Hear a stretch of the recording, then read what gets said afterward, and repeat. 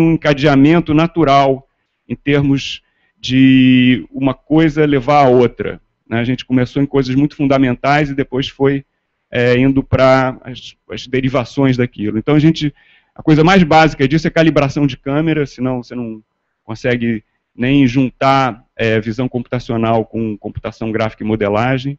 Depois, a gente começou a trabalhar com vários tipos de reconstrução, né, extrínseca, estéreo, né, depois a representação dos modelos reconstruídos, né, só que essa representação você precisa, na verdade, reconstruir a geometria e precisa reconstruir os atributos, né, visuais e outros atributos, aí você precisa de textura, né. Pode voltar o aspect ratio aí da tela, tá? Deformando aqui. Bom, e depois vou falar de coisas mais avançadas que incluem você usar a escala natural das coisas, né, para capturar os dados, né? Dessa maneira você tem reconstruções mais eficientes e consegue ter modelos melhores, né? E aí com isso a gente depois começa exatamente a explorar isso de maneira muito profunda, né, usando métodos que voltam aqui para calibração de câmera no outro sentido, fotométrico, né? E aí começamos a trabalhar com outras escalas aqui, né, em mesoestruturas e coisas assim. Então, eu vou falar bem rapidamente, eu não vou ser muito técnico nisso, eu quero só dar para vocês uma visão geral, assim, de uma pesquisa durante esse tempo todo, que é uma pesquisa abrangente, mas como é que essas peças se encaixam para a gente depois chegar em aplicações. Então, essa que é a ideia, eu não quero entrar em detalhes técnicos. E, na verdade, vocês vão ver que a maioria desses trabalhos são trabalhos que foram passados, né, quer dizer, foram feitos no grupo por vários pesquisadores, né, inclusive alguns que estão aqui na FGV, o Paulo César Carvalho, o Asla Sá, o próprio Ricardo trabalhou em coisas relacionadas, né, e vários alunos de mestrado, doutorado, iniciação científica trabalharam nisso, os trabalhos foram interconectando, né, então teve um crescimento sustentado aí, né, e gradual, né. Então, começando então com calibração de câmera, quer dizer, já em 2003 nós fizemos um seminário interno lá no INPA, né, sobre calibração de câmera, para entender bem todos os princípios, né, passamos quase um ano estudando isso, e depois, ao longo do tempo, nós fomos, de 2002 a 2012, desenvolvendo várias ferramentas de calibração de câmera, né, e isso mais ou menos culminou com esse trabalho, essa tese de mestrado da Clarissa Codá Marques, que é uma neta acadêmica minha, que foi orientada por pelo Adelailson, né, que se doutorou no INPA e foi para a UFAL, montou um grupo de computação gráfica lá, e essa tese de mestrado já foi consequência do trabalho que ele fez nessa área lá no INPA, né? E isso foi fundamental para a gente fazer os nossos sistemas. Então, isso aqui é um software de calibração que a gente desenvolveu para desenvolver todo um sistema de reconstrução 3D do zero. Assim. Depois a gente até adquiriu sistemas profissionais, né, como scanners da Minolta, coisas assim, mas nessa época a gente fazia tudo na mão, assim, comprava peças, montava e fazia o sistema, né, e foi aperfeiçoando esse software e esse conhecimento, até hoje a gente usa no nosso trabalho. Depois disso nós tivemos vários trabalhos relacionados com reconstrução, tanto intrínseca quanto extrínseca. Quer dizer, quando eu estou falando de reconstrução intrínseca, quer dizer, você procura capturar a forma geométrica da superfície dos objetos de uma maneira pensando nesse objeto em si, né? Quando eu falo de reconstrução extrínseca, a gente procura capturar o volume espacial, quer dizer, então a gente analisa a cena inteira e a partir dali a gente vê onde tem geometria, onde não tem. Então isso aqui é um exemplo de reconstrução extrínseca, que a gente chama de escultura do espaço, né? Isso aqui foi a tese de doutorado do Anselmo Montenegro, né? Que hoje é professor lá na UF, e a ideia aqui é que você vai, com várias câmeras, né, identificando pontos onde você tem geometria e, na verdade, atributos, e daí você tem um jeito muito eficiente de capturar coisas no ambiente. Né? Só um comentário, esse trabalho foi apresentado no CIBGRAP de 2006, foi o melhor artigo da conferência na época, né? E depois o Anselmo continuou trabalhando nessa área. Bem, continuando nessa linha, quer dizer, aqui já é um exemplo de reconstrução intrínseca, né? Isso aqui, na verdade, foi parte da tese de doutorado da Asla, orientada pelo Paulo César, e esse pedaço aqui eu dei uma pequena ajuda, e a ideia aqui é fazer uma maneira bastante eficiente de capturar geometria, né, usando luz estruturada, ou seja, estereoativo. Né? E a grande inovação aqui é que nós usamos um código de cor, né, que matematicamente é bastante geral e bastante poderoso, e ao mesmo tempo ele é bastante robusto, porque a gente usa cores complementares, e essas cores complementares, quando somadas, dão luz branca. Então, essencialmente, você tem um projetor que projeta luz branca, né, que muito rapidamente, quer dizer, cores, por exemplo, azul e amarelo e coisas assim. Então, quando você soma essa luz muito no olho, você vê a luz branca, mas o que o computador vê são esses padrões de cor, que com isso você consegue, de maneira robusta, identificar a geometria da superfície e reconstruir. Né? A gente usou isso em vários projetos, a Asla usou isso em várias coisas da tese dela, além de fazer outras coisas. Né? E também esse trabalho foi um dos melhores trabalhos do CIBGRAP em 2006. Né? Então, mais um exemplo aí do que a gente estava fazendo nessa época, a gente estava assim, com muita energia nessa área. Né? Aqui tem um outro trabalho que é exatamente de reconstrução, quer dizer, uma vez que você identifica os pontos do espaço onde você tem informação geométrica, você precisa criar uma representação. Então, isso aqui é o trabalho do Esdras Medeiros, em 2003, que usou o algoritmo chamado ball pivoting. É um algoritmo muito natural, porque ele vai, de uma certa maneira, conectando esses pontos naturalmente, fazendo como se fosse um avanço de uma frente aqui. É como se você estivesse encapsulando uma forma, né, com desses plástico bolha, assim, que você vai fechando, né, e ele se ajusta à geometria do objeto de maneira muito natural, e você tem um controle de como construir a superfície. Né? Você usa todos os pontos, depois você pode reprocessar isso. Chama triangulação por avanço de frente. E como eu falei, uma vez tendo a geometria, você precisa, na verdade, identificar atributos, vários tipos de atributos, né? Principalmente atributos visuais, mas atributos relacionados com material, texturas e outras coisas, né?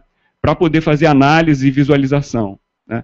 E aí uma coisa importante disso, na realidade, é muito profundo em matemática, que é ligado com representação de variedades. Quer dizer, se você tem um espaço que não é um espaço euclidiano simples, né, os espaços mais bem comportados e interessantes que o matemático estuda são chamados de variedades. Né, localmente eles são coisas simples, parece com o plano ou com o espaço tridimensional, mas eles são conectados de maneiras muito diferentes. Então, se você tem um objeto tridimensional com uma forma complicada, né, com uma topologia complicada, você precisa colar os pedacinhos, né, de uma certa maneira, e se você tira fotos desse objeto e você quer representar essa informação, é exatamente nessa representação de pedacinhos colados que vai colocar a informação. E a gente chama isso, quer dizer, de uma estrutura de variedades, e a representação é uma representação de um atlas, como assim, na representação da superfície da Terra, o atlas é feito de cartas, cada carta é um pedaço do planeta, né, um continente, um oceano, etc. Então aqui é a mesma coisa, você tem cartas diferentes que são coladas aqui, né, tem os atributos do objeto, e a gente fez todo um sistema para poder, na verdade, a partir de dados capturados, a partir da geometria, a partir de fotos e outros dados, você poder trabalhar com isso para depois gerar visualizações. Né? Essa aqui foi a tese de mestrado do Jonas Sossai, e também foi apresentado aqui no Brasil, fora do Brasil, foi muito usado, né? E interessante que nessa época nós estávamos colaborando com um grupo do Roberto lá em Pisa, eles estavam trabalhando em coisas parecidas e nós comparamos as aplicações, foi uma troca muito rica aí. Bem, e agora aqui passando para coisas um pouco mais avançadas, né, eu sempre trabalhei com wavelets e o conceito de trabalhar com dados em múltiplas escalas, porque isso é uma coisa natural, né, tanto em matemática quanto em física, né? No nosso mundo a gente percebe coisas em escalas diferentes, né, o universo é construído dessa maneira, né? Você tem desde estruturas atômicas até estruturas no espaço, né, e galáxias e coisas assim. E é interessante você conseguir trabalhar nessas escalas diferentes de maneira separada e poder integrar isso, né? Isso se aplica à reconstrução 3D de uma maneira muito natural, porque, por exemplo, você tem objetos que têm uma forma genérica numa certa escala, e você, muitas escalas mais finas, você começa a ter um nível de detalhe que você precisa capturar, às vezes, separadamente. Por exemplo, essa cadeira tem uma textura aqui com um detalhe muito intrincado, que é uma escala muito mais fina do que a escala geral da cadeira. Então, aqui, nesse exemplo, aqui a gente está mostrando um teclado de computador, né, só que as teclas elas têm uma geometria, né, que pode ter detalhes aqui muito finos, né? Então, esse sistema, a gente desenvolveu um sistema, esse aqui é o trabalho, foi parte do doutorado do Thales Vieira, né, e com colaboração do professor Thomas Leviner, que estava orientando ele, e o Alex Bourdignon, da matemática da PUC. O Thales trabalhava lá no INPA e na PUC. E aqui a ideia é você capturar em baixa resolução a forma geral da sua geometria. Então, se vocês olharem aqui, você vê que você tem uma geometria que não tem detalhe, né? E até a amostragem aqui ela é muito ruidosa, né? E aí você pode capturar pedaços aqui. Nesse caso, a gente até aproveitou o fato de que isso é uma peça manufaturada e todas essas teclas são iguais. A gente capturou em detalhe só uma das peças e depois incorporou a geometria detalhada nessa geometria genérica. Isso permite você fazer uma série de coisas poderosas, né? Bem, aí continuando, né, você tendo, né, essa coisa nesse nível de detalhes, né, você vai querer até capturar isso de outra maneira. Aqui a gente capturou com um scanner convencional. Mas uma maneira de capturar níveis de detalhe muito finos é chamada a técnica de estereofotométrico, onde você, na verdade, detecta a variação da iluminação e você reconstrói o campo de normais na superfície. Quer dizer, essencialmente a superfície está ondulando e ela faz com que a luz reflita de uma maneira diferente. Então, de vez de você capturar a geometria diretamente, você captura maneira como a superfície está ondulando, e aí em matemática a gente diz que a gente está modelando a variação no plano tangente da superfície através das normais, e isso são essas setinhas aqui, né? Então, com isso, a gente integra esse campo, e aí a gente tem, na verdade, a forma de uma outra maneira, e permite capturar detalhes muito mais finos do que com um scanner convencional ou com uma fotografia, né? Quer dizer, a gente tem a resolução de uma fotografia, né, só que para geometria, né? Isso aqui também foi o melhor pôster do CIBGRAP de 2006. Né? Foi o trabalho do Otávio Schipper, que ele foi lá para o INPA, ele fez física, fotografia e matemática. Então, são pessoas assim que... No nosso grupo tem muita gente que mistura essas áreas e tal. E aí, finalmente, eu queria falar só desse trabalho de edição de mesoestrutura, que foi parte do trabalho de mestrado do Tiago Pereira. O nome do trabalho é chamado Normal Shop, né, Modeling the Surface Mesostructure. E aqui, assim, você vê uma tendência, assim, quer dizer, na verdade, ele começou a estudar os princípios disso, mas a ideia era fazer um software que fosse útil, que a gente pudesse usar, né? Então, a ideia aqui é o seguinte: você tendo esse campo de normais, você não tem só a geometria, você tem os detalhes, mas codificados como essa variação. Isso é uma imagem especial que dá para fazer uma porção de operações, né?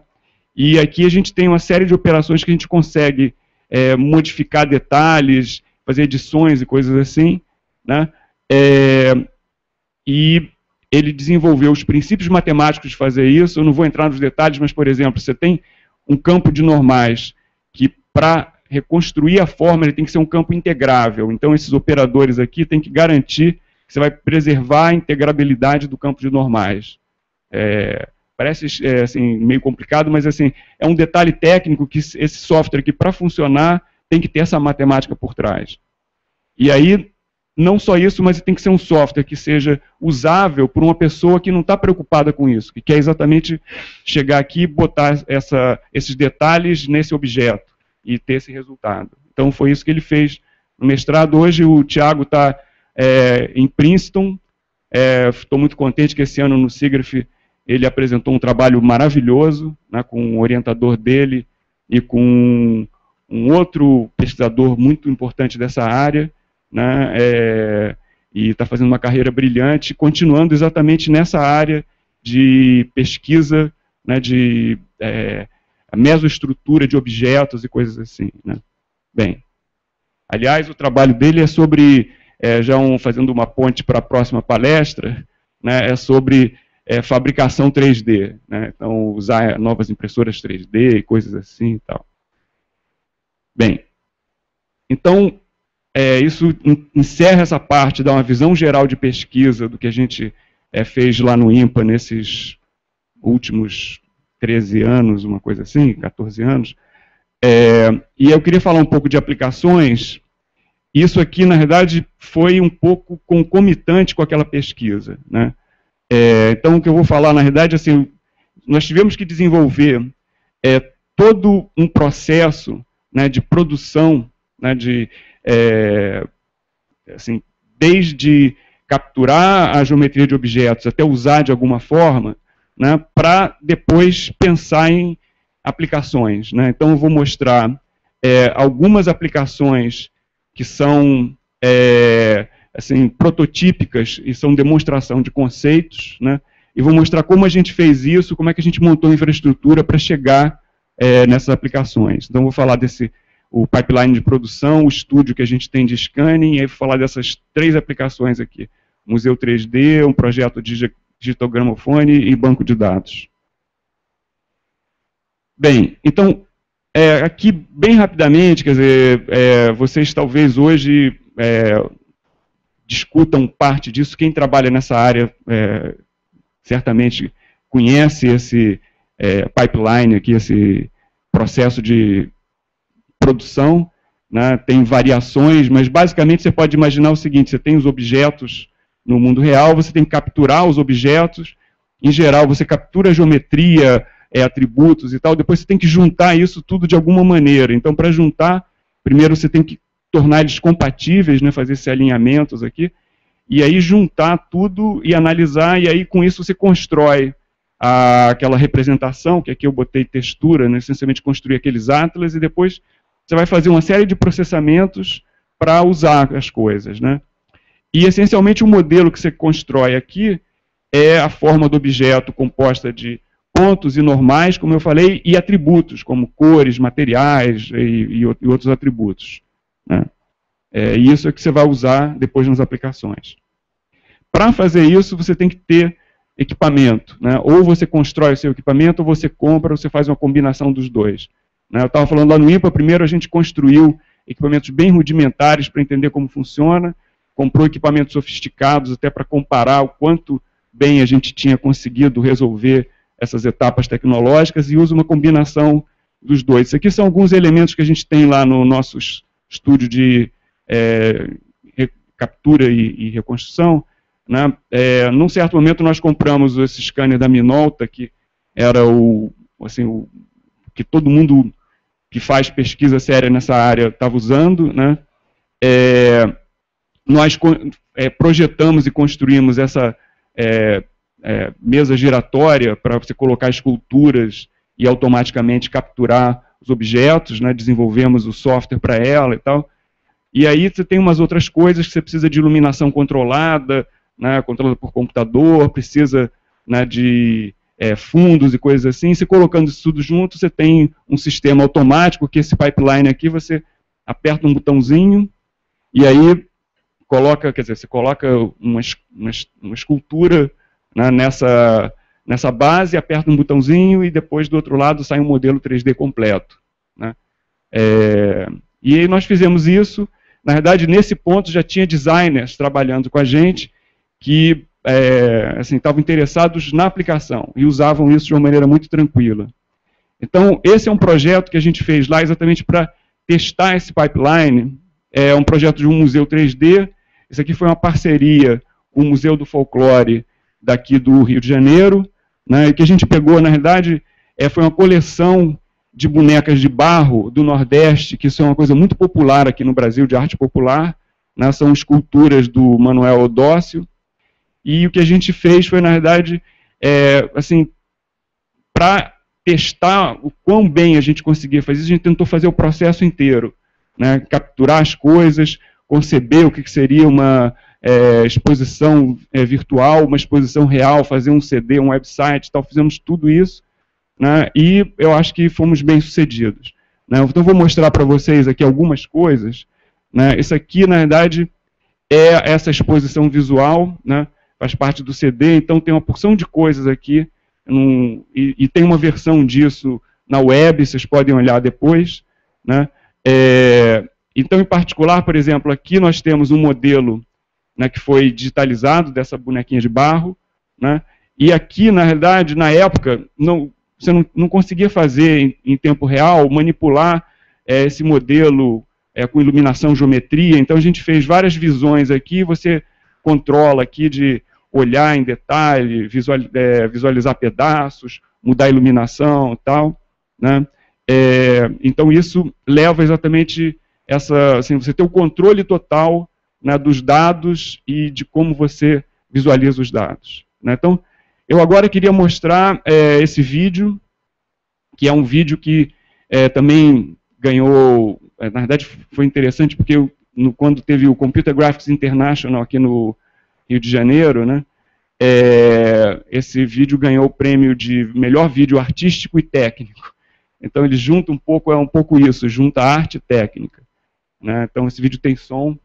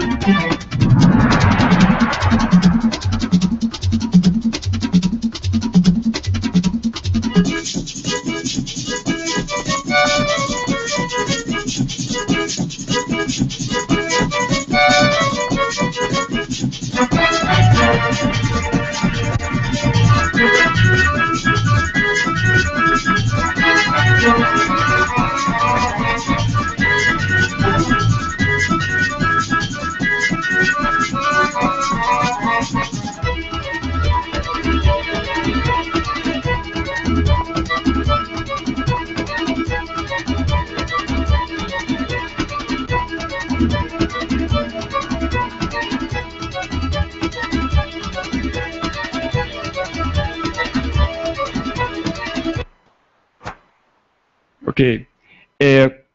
Oi. Tudo bem. Bom, então, continuando, eu, na verdade, vou mostrar um outro vídeo e depois explicar como é que esse outro vídeo foi a continuação desse projeto anterior. Tá? Esse vídeo também é um projeto feito no ano subsequente e também ganhou o melhor prêmio no festival de vídeo do CIBGRAP, né, de vídeo técnico.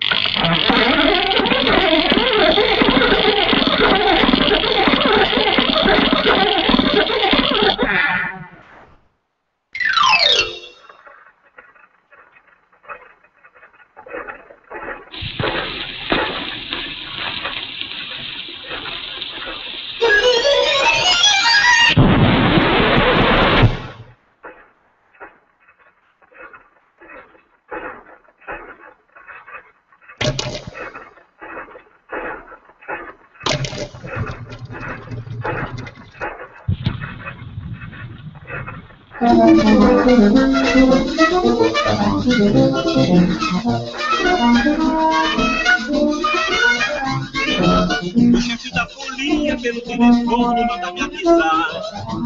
E com alegria não se questione para se brincar. O chefe da folia pelo telefone manda me avisar. E com alegria não se questione para se brincar. Ai, ai, ai, as corações são capazes. Ai, ai, ai.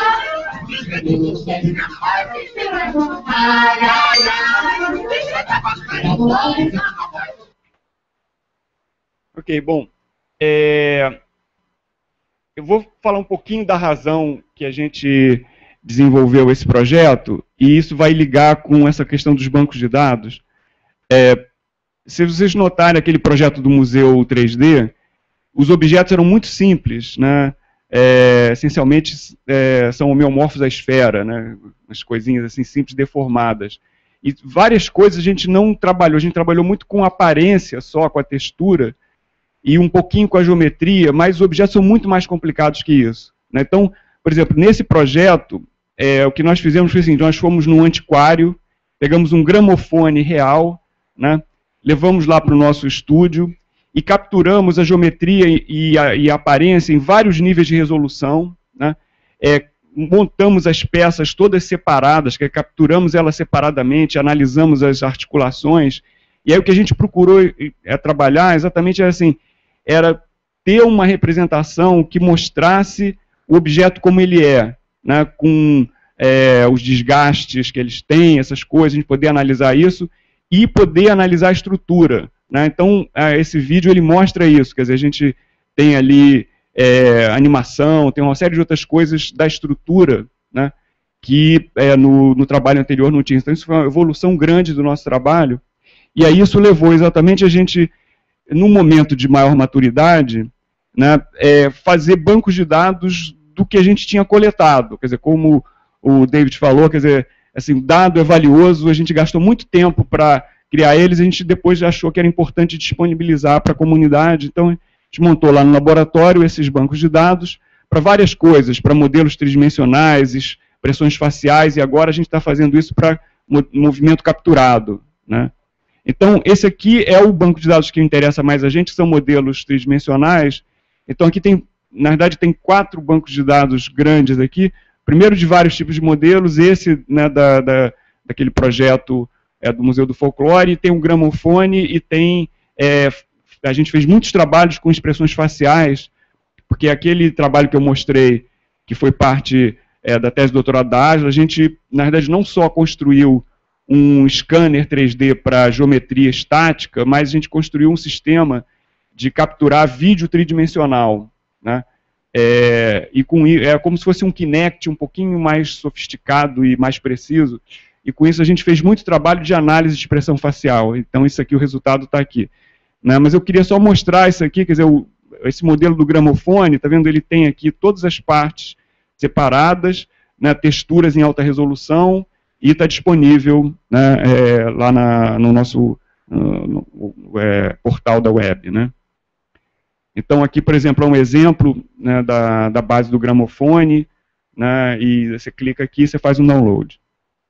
Então, para terminar, eu queria só falar do que a gente está fazendo no momento, né? Esse aqui é um trabalho com a Fernanda Andaló, que fez um pós-doutorado lá no INPA, agora está na Samsung, e é uma parceria com um grupo lá do INESC, né, de Portugal. E em Portugal tem o Museu Nacional do Azulejo, né, em Lisboa, né, e eles têm um problema porque Portugal tem uma tradição, né, de azulejos, né, e os museus lá recebem caixas e caixas, né, de azulejos individuais, mas esses azulejos são painéis enormes, lindos, né, que você tem que montar. E para fazer isso, né, de maneira manual, você tem que olhar cada um e fazer o quebra-cabeça, né? Quando a gente está fazendo isso por diversão é bom, mas quando você tem muitos para fazer, isso realmente começa a ser cansativo. Então a ideia é automatizar isso. Isso aqui é uma aplicação da tese de doutorado da Fernanda, que foi orientada pelo Ciome, também lá do INPA, e depois foi para os Estados Unidos, depois foi para a Unicamp. E a ideia aqui é você, olhando para os azulejos, montar o quebra-cabeça pelo computador, né? Então, isso é o que a gente está fazendo no momento. E a ideia é que isso aqui vai ser um sistema que vai ser usado lá no Museu do Azulejo, né, para resolver o problema deles. Então, queria agradecer, e se tiver alguma pergunta.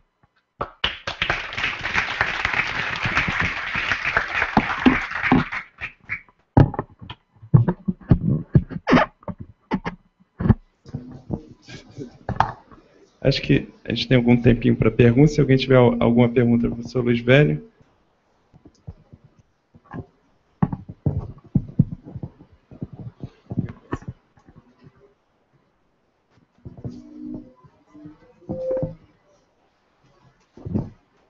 Bom dia, meu nome é Adelson. Eu gostaria de saber se vocês utilizaram alvos com esse Vivid, com o scanner. E se ele usa laser ou é luz branca estruturada? Olha, assim, das pesquisas que a gente fez, a gente usou muita coisa diferente. Quer dizer, eu dei um exemplo aqui desse scanner da Minolta, né? Então, dependendo do projeto, a gente usou alvos para poder ajudar no registro, né? Mas, assim, a gente tem vários tipos de sistema. Alguns a gente usou essas coisas que você está falando, outros não.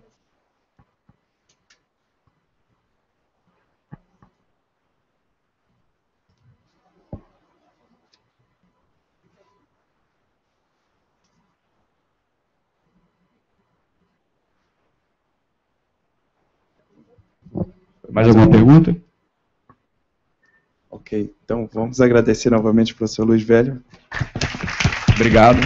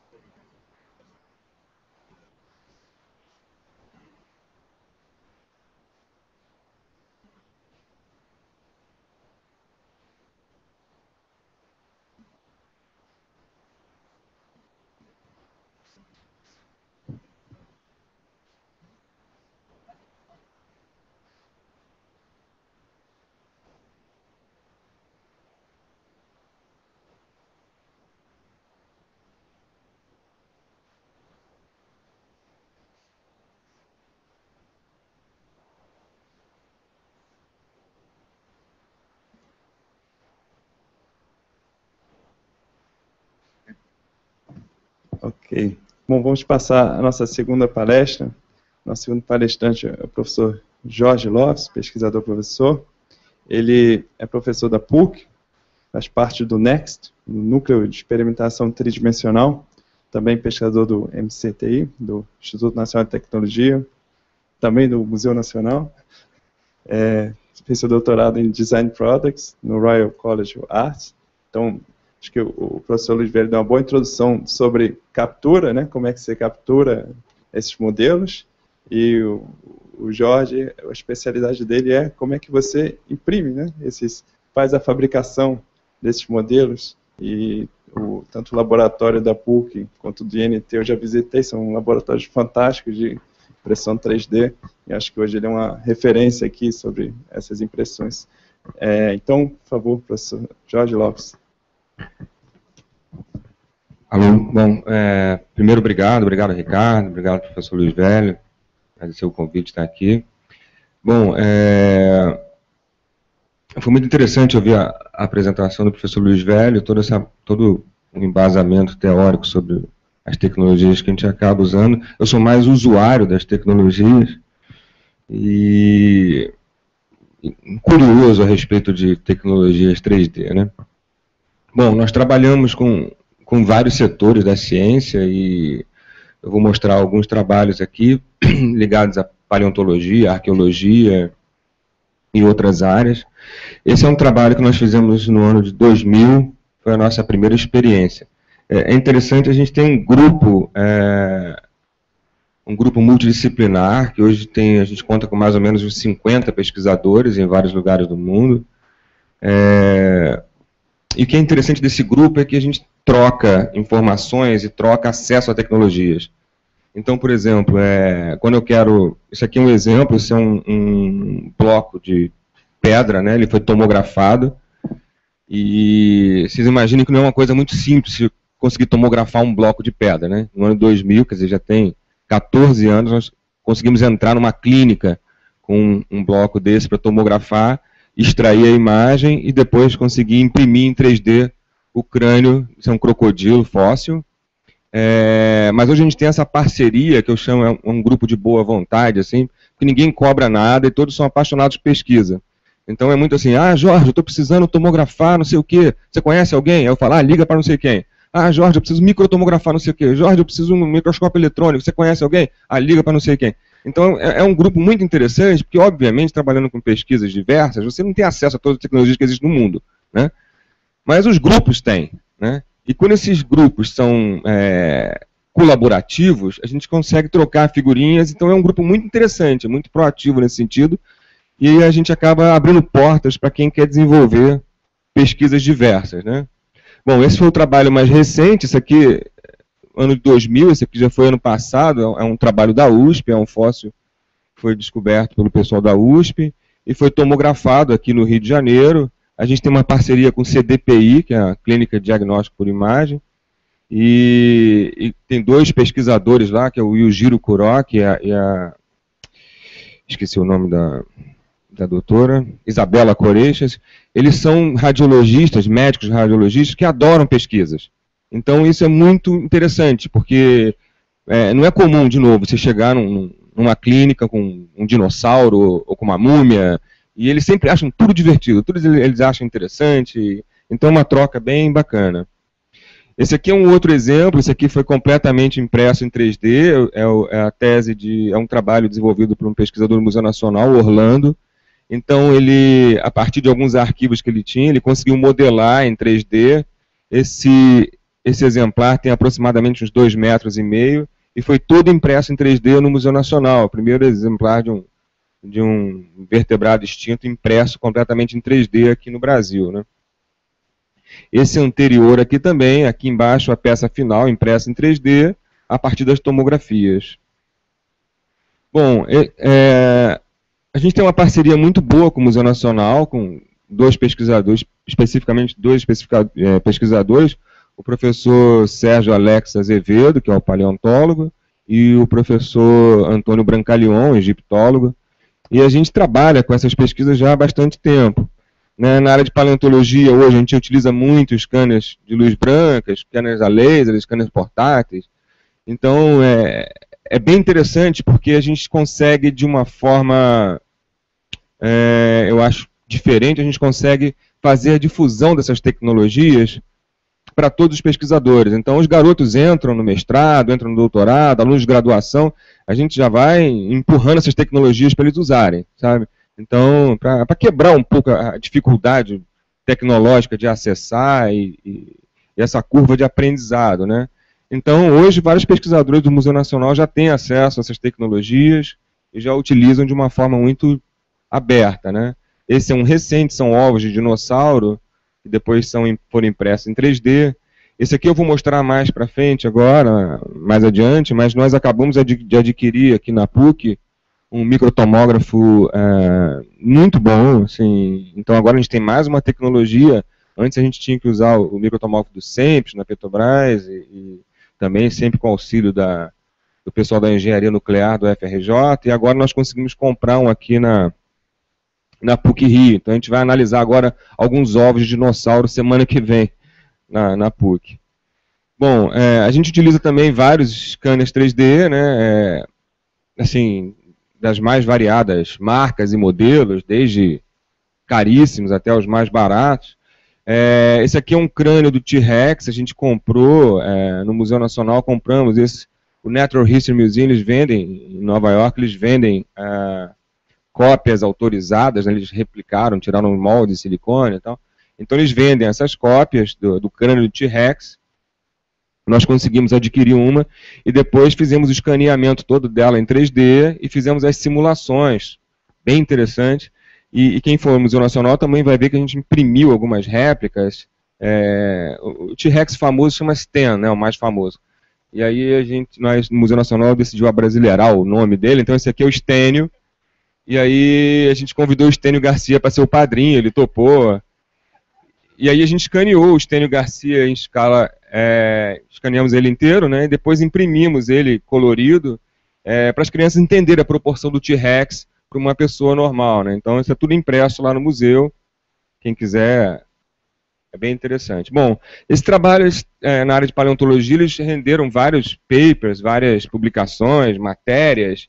E foi muito curioso que ele começou em 99, o professor Sérgio Azevedo ele foi ao INT, né, que é o Instituto Nacional de Tecnologia, e aí ele falou, eu ouvi falar que vocês compraram uma impressora 3D, nós compramos a primeira impressora em 3D em 97, foi a primeira do Brasil, e eu falei, poxa, lógico, vem ver, mostrei as coisas para ele e tal, ele falou, pô, eu só vi isso no Discovery Channel e tal.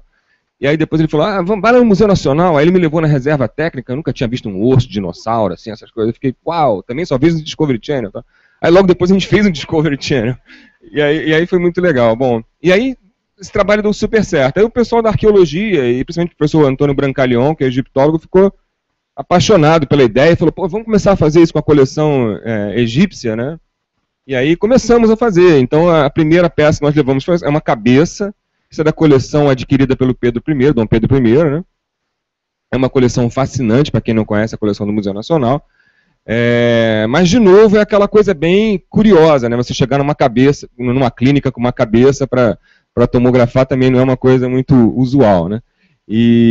Mas foi muito interessante, então nós fizemos... aqui você faz toda a segmentação do material, né? Você virtualmente vai tirando a bandagem até você chegar ao material ósseo, e depois a gente imprimiu em 3D. Isso aqui foi em 2003, se não me engano. A gente imprimiu em 3D esse crânio, E é interessante com as tomografias também, foi possível observar que tem uma estaca dentro da cabeça. Então, o material gerado assim, é incrível, assim, os arqueólogos adoram esse material e tal. E com esse aqui, especificamente, a gente fez uma reconstrução 3D física também, né? Física e virtual. Então aqui é a cabeça, depois que nós tomografamos, ele foi analisado também pela professora Sheila Mendonça, da Fiocruz, uma paleopatologista. E aí foi muito interessante que se tratava de uma mulher nova, e aí nós fizemos toda a reconstrução 3D, aí eu fui estudar com o Richard Neve, que é um dos maiores reconstrutores aí de faciais que existem e tal, e nós fizemos toda a reconstrução 3D, cientificamente embasada, tal, até o rosto dela, e foi um trabalho bem interessante, foi bastante veiculado na mídia, bastante publicado. Depois, assim, a gente começou um desafio maior, quer dizer, já que a clínica aceitou fazer com uma cabeça, vamos tentar fazer com um caixão inteiro, né? Isso é um caixão, não é um sarcófago, tá? Eu aprendi isso depois de brigarem muito comigo, sarcófago é quando é em pedra, caixão é quando é em madeira. Então nós, na época também, também foi um especial do Discovery Channel, eles pagaram todo o processo e a gente conseguiu convencer a clínica a levar num domingo esse caixão inteiro entrando numa clínica tal para ser tomografado. Então foi um processo bem complicado, muito trabalhoso. Nossa, foram batedores da polícia, a ambulância levando material, foi uma tarefa. E você entrar com um caixão dentro de uma clínica, elevadora, é muito complicado. Enfim, mas foi um processo muito interessante e a gente conseguiu fazer esse trabalho. Foi um trabalho que foi... Esse é um caixão de uma sacerdotisa no templo de Amun, se chama Sha Amun Ensu. É um único caixão fechado, nunca foi aberto esse caixão. Esse foi uma das poucas peças que não foi adquirida pelo Pedro I, esse foi um presente que o Pedro II recebeu do rei do Egito na época. Então aqui ele entrando no tomógrafo, tá vendo? E depois foi interessante, a gente conseguiu observar assim, a diferença do corpo, né, a proporção do corpo para o tamanho do caixão. Depois a mesma coisa, nós imprimimos o crânio. Aqui é interessante a gente observar como é que a gente faz essa segmentação toda, como é que você vai alterando. Isso tudo que é banal num processo de um equipamento, de uma tecnologia não invasiva, como um tomógrafo, e lembrar que isso aqui foi feito em 2004, se não me engano, quer dizer, hoje em dia a tecnologia avança muito, incrivelmente, a qualidade das imagens avança muito.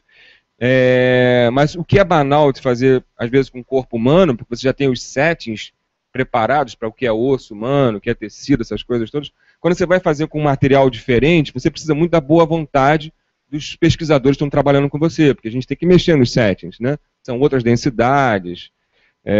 Então é um trabalho muito interessante. Eu falo sempre que são casamentos, sabe? Você tem casamentos com alguns pesquisadores, né? Porque as pessoas têm que gostar de pesquisa. Se não gostar de pesquisa, não adianta nada. Se for fazer aquilo por obrigação, tá, acabou a hora, vai embora, tal, não funciona. Esses trabalhos são muito demorados e rendem trabalhos e pesquisas interessantíssimas. Mas são casamentos nesse sentido. Bom, aqui a proporção do caixão, né? Hoje em dia a gente está trabalhando ainda com uma série de materiais. Isso aqui é um escaravelho que está dentro da bandagem. Hoje na coleção a gente já tem algumas peças impressas em 3D. Isso aqui fica do lado do caixão para as crianças entenderem a proporção, como é que está o corpo lá dentro.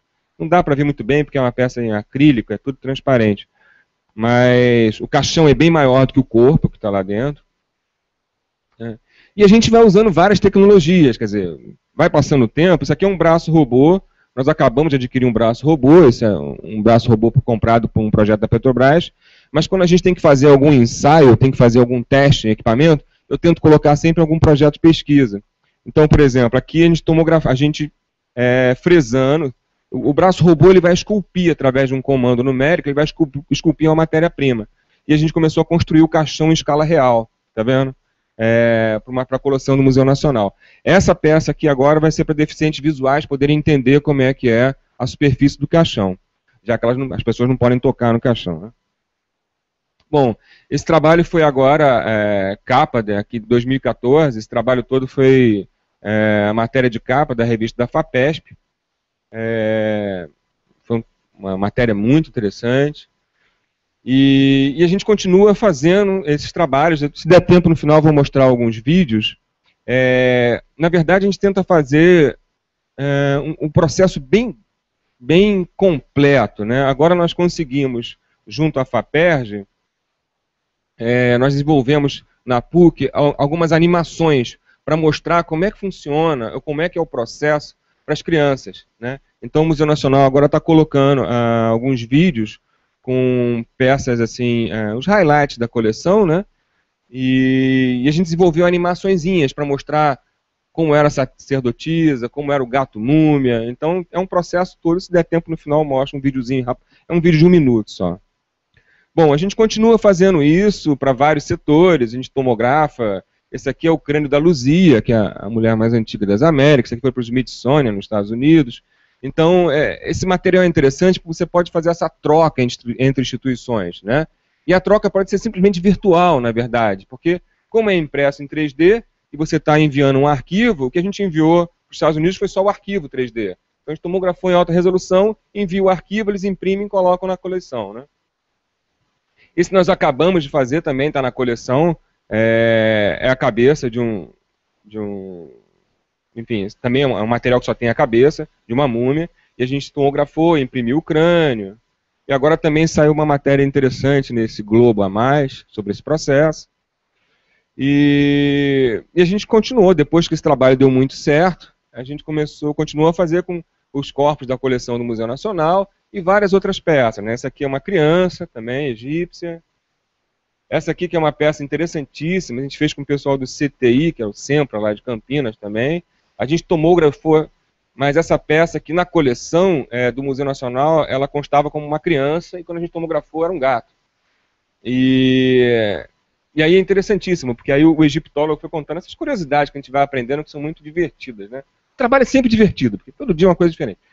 Mas ele estava explicando, assim, que quando você tomografava, quando você fazia o processo de mumificação, se você bom, deve ter alguém aqui do museu, se eu estiver falando uma besteira, me corrijam. Mas se você perdesse o timingzinho da mumificação, o corpo apodrecia. Então, quando era o filho de alguém importante, isso não pode acontecer. Se acontecer, bota um gato dentro, porque ninguém vai abrir mesmo para verificar. Então, mas os gatos também eram muito mumificados. Mas nesse caso aqui, ele estava listado como um corpo de uma criança. E aí foi interessante, quando a gente abriu, era um lince, na verdade. Esse é um recente que nós fizemos, que é uma peça linda da coleção do museu. Esse gato quem puder, tiver condições de ir no museu, uma peça linda, também é uma múmia de um gato. Nós tomografamos agora com uma alta resolução, e aí fizemos a impressão do esqueleto, está na coleção agora, para quem quiser ver, você pode ver já o esqueleto impresso em 3D do lado da múmia, né? Principalmente para o público infantil, isso é importantíssimo, sabe? Começa a entender esse processo. E além disso, a gente está fazendo agora esses videozinhos, são animaçõezinhas, que explicam o que é um gato múmia para criança, né? Seu professor Sérgio, professor Antônio, a gente tomografando as coisas. É um processo que a gente faz bem regularmente, domingo, à tarde, coisas do gênero. E esse a gente fez agora também, essa peça é linda, uma peça da coleção da Fundação Klabin, na Lagoa. Então nós fizemos a tomografia desse caixão, um caixão de gato também, egípcio. É uma peça linda, quem tiver também puder na coleção Klabin, na Fundação Klabin na Lagoa, é uma fundação com uma coleção fascinante. E a gente pôde fazer a tomografia em alta resolução. Aqui é interessante, por exemplo, que você separa o que é gesso. Tá vendo? A madeira era tratada com gesso. Então aqui você tem essas possibilidades todas pelos equipamentos, né? Então você consegue fazer essa segmentação virtual e separar o tipo de material que você quer. A gente pôde verificar quais eram as uniões, onde é que o caixão abria, tá vendo? Onde é que tinham pregos. Então ele já foi alterado depois disso. Então é um material fascinante. Então você vai mexendo nos settings. Agora, obviamente, mexer nessas coisas aqui dá trabalho, né? E você tem que ter uma capacidade computacional também, assim, proporcional a isso, né? Aqui é um trabalho que a gente começou a fazer também usando scanners 3D. A gente tem uma série de uma variedade assim, considerável de scanners portáteis. Esse aqui é a laser. Acho que alguém perguntou aí com relação aos pontos, né? É isso? Era a pergunta dos pontos, né? Então são os pontos de reflexão, né, para você ter um mapeamento 3D pelo software. E aqui a gente fez o escaneamento, era uma exposição que muitas dessas peças não podem sair do Museu Nacional, né? Então a gente fez uma impressão 3D colorida, tá? É um equipamento que já imprime colorido. Então a gente pôde fazer essas réplicas, e aí essa peça pôde participar de exposições fora do Museu Nacional, né? Então a gente escaneou com uma alta resolução, a gente imprimiu em 3D colorido, né? E depois a peça final já impressa, ela fica bem próxima do real. Esse é um trabalho que a gente está fazendo agora com bastante intensidade. Isso agora é parte do meu pós-doutorado. Eu estou trabalhando muito em escaneamento de estelas, e o museu tem aproximadamente, acho que são 48 estelas egípcias, e a gente está fazendo o escaneamento delas, e algumas delas a gente está começando a fresar em material, quer dizer, em pedras similares, né? De novo, você vai experimentando tecnologias, né? Esse núcleo que a gente tem na PUC se chama NEX, que é Núcleo de Experimentação Tridimensional. Então a gente tem alunos de mestrado e doutorado que trabalham com essa experimentação de novas tecnologias aplicadas a áreas diversas. E aqui a gente está fresando, tá vendo? Através do arquivo digital, a gente fica fresando o material. Nesse caso aqui também é para deficientes visuais poderem entender o que é um hieroglifo, ter acesso, mas obviamente você não pode fazer isso em outro material. Então é ideal que você faça no geladinho da pedra mesmo, né? Então mas não é muito fácil isso. Então a gente quebrou a cabeça, a gente está fazendo isso agora também com o pessoal lá no Rio Grande do Sul. Então a gente tem escaneado várias peças dessas e para reconstruções diversas. A coleção do Museu Nacional tem aproximadamente, acho que 800 e poucas peças. A gente já escaneou boa parte delas, só da coleção egípcia, né? Isso aqui também é interessante, esse aqui é um pouco mais antigo, mas é um trabalho que o museu está bastante empenhado em fazer, que essa aqui é o pé de uma cama de preparação para mumificação, tá vendo? E o que acontece? Esse pé tem um pé aqui no Museu Nacional e tem outro pé no Louvre. Mas não dá para entender muito bem, porque eles vendiam lotes, né? O pessoal juntava tudo e vendia o lote para determinadas instituições em volta do mundo. Mas a gente escaneou isso com uma resolução boa, depois nós imprimimos ela em escala reduzida, e o professor Brancaleon, ele reproduz. Então ele vai construindo do lado das peças, enfim, a função da peça, né? Então ele fez essa cama de preparação para mumificação, e ela agora vai entrar na coleção do lado do pé, que aí fica fácil para as crianças entenderem exatamente qual é a lógica daquele pé, né? Essa é outra peça também, esse é o Deus Osíris, é uma peça em madeira, enfim, está bastante danificada, a gente escaneou, depois isso aqui não é madeira não, esse aqui é um poliuretano de alta densidade, chamado Rain Shape, é um material bastante denso, muito preciso, então a gente fresou ele também a partir de um arquivo de controle numérico, e depois o professor Brancaleon faz a reconstrução dele, tá vendo, física, para entrar na coleção. Então você tem a peça como está hoje em dia e a peça como foi, né? O British Museum tem um trabalho muito interessante dessa coisa de reconstrução das cores, não sei se vocês já viram, quem teve a oportunidade de ver. Várias dessas peças que a gente olha, hoje peças de madeira, peças de mármore, tudo branco, não tem cor, mas muitas delas, e provavelmente uma grande maioria delas, foi bastante colorida, né? Essa peça era policromada, e aí enfim, o professor Brancaleon faz toda essa reconstrução física, mas para a coleção do museu, né? Esse é um outro trabalho que a gente está fazendo agora, essa aqui já é da coleção, essa é uma peça marajoara, é uma urna funerária, ela é bastante frágil e muito grande, né? Então a gente coloca esses pontos não são adesivados, tá? Eles são colocados só nos pontos onde tem a reconstrução dele, tá? Então a gente consegue gerar o arquivo 3D, né? Então é interessantíssimo quando você tira a textura colorida, e quando você tem acesso à superfície, é fascinante você ver, né? Quer dizer, isso é uma peça, essa peça tem a estimativa dela é, acho que se não me engano, é entre 600 e 1000 anos. E ela veio do Pará, né? É uma peça linda, linda e enorme, né? E a gente está, eu vou mostrar mais adiante um projeto que a gente está desenvolvendo agora. Lá no laboratório a gente constrói também equipamentos, a gente constrói robozinhos, coisas do gênero. Esse projeto agora, a gente está fazendo está desenvolvendo um projeto chamado Amazon Digital Repatriation, que a gente, já que essas peças não podem ser repatriadas, a gente está construindo uma impressora 3D grande, de dimensões consideráveis, que imprime em cerâmica, e a gente vai levar a impressora 3D lá para o local e vão imprimir esse vaso de novo no local em 3D físico, né?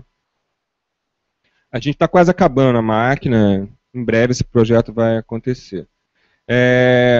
Aí tem vários exemplos que a gente faz da coleção, esse aqui também é da coleção do Museu Nacional, uma peça muito interessante.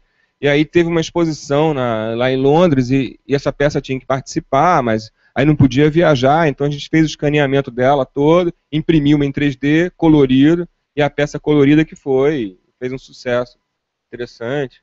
Aqui é a mesma coisa, com outras peças, tá vendo?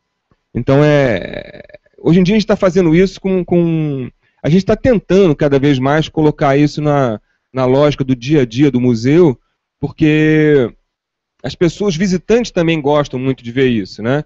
Então, às vezes, a gente vai escanear uma coisa, você coloca, que é uma prática muito comum fora do Brasil, né? Então, a gente cerca com aqueles cones, e aí você vai escaneando ali, as pessoas adoram, sabe? Param, ficam vendo ali. Então, é um processo que a gente está tentando cada vez fazer mais, né? Hoje em dia, já são os garotos que conseguem escanear, então é uma coisa bem interessante. E a gente faz vários estudos, tá vendo? Esse aqui é um molde romano de lamparina, então é um molde negativo. Então isso aqui é para uma tese em cima de processos de replicar peças, né? Então a gente faz um negativo, depois a gente inverte a peça, a gente faz várias impressões a partir desses estudos. Então são estudos dos mais diversos possíveis. Aqui uma outra área que é meteorítica, né? Esse aqui é o Bedengó. O Bedengó a gente nunca teve a exata volumetria dele, né? O Bedengó teve uma época que ele foi considerado o maior meteoro do mundo.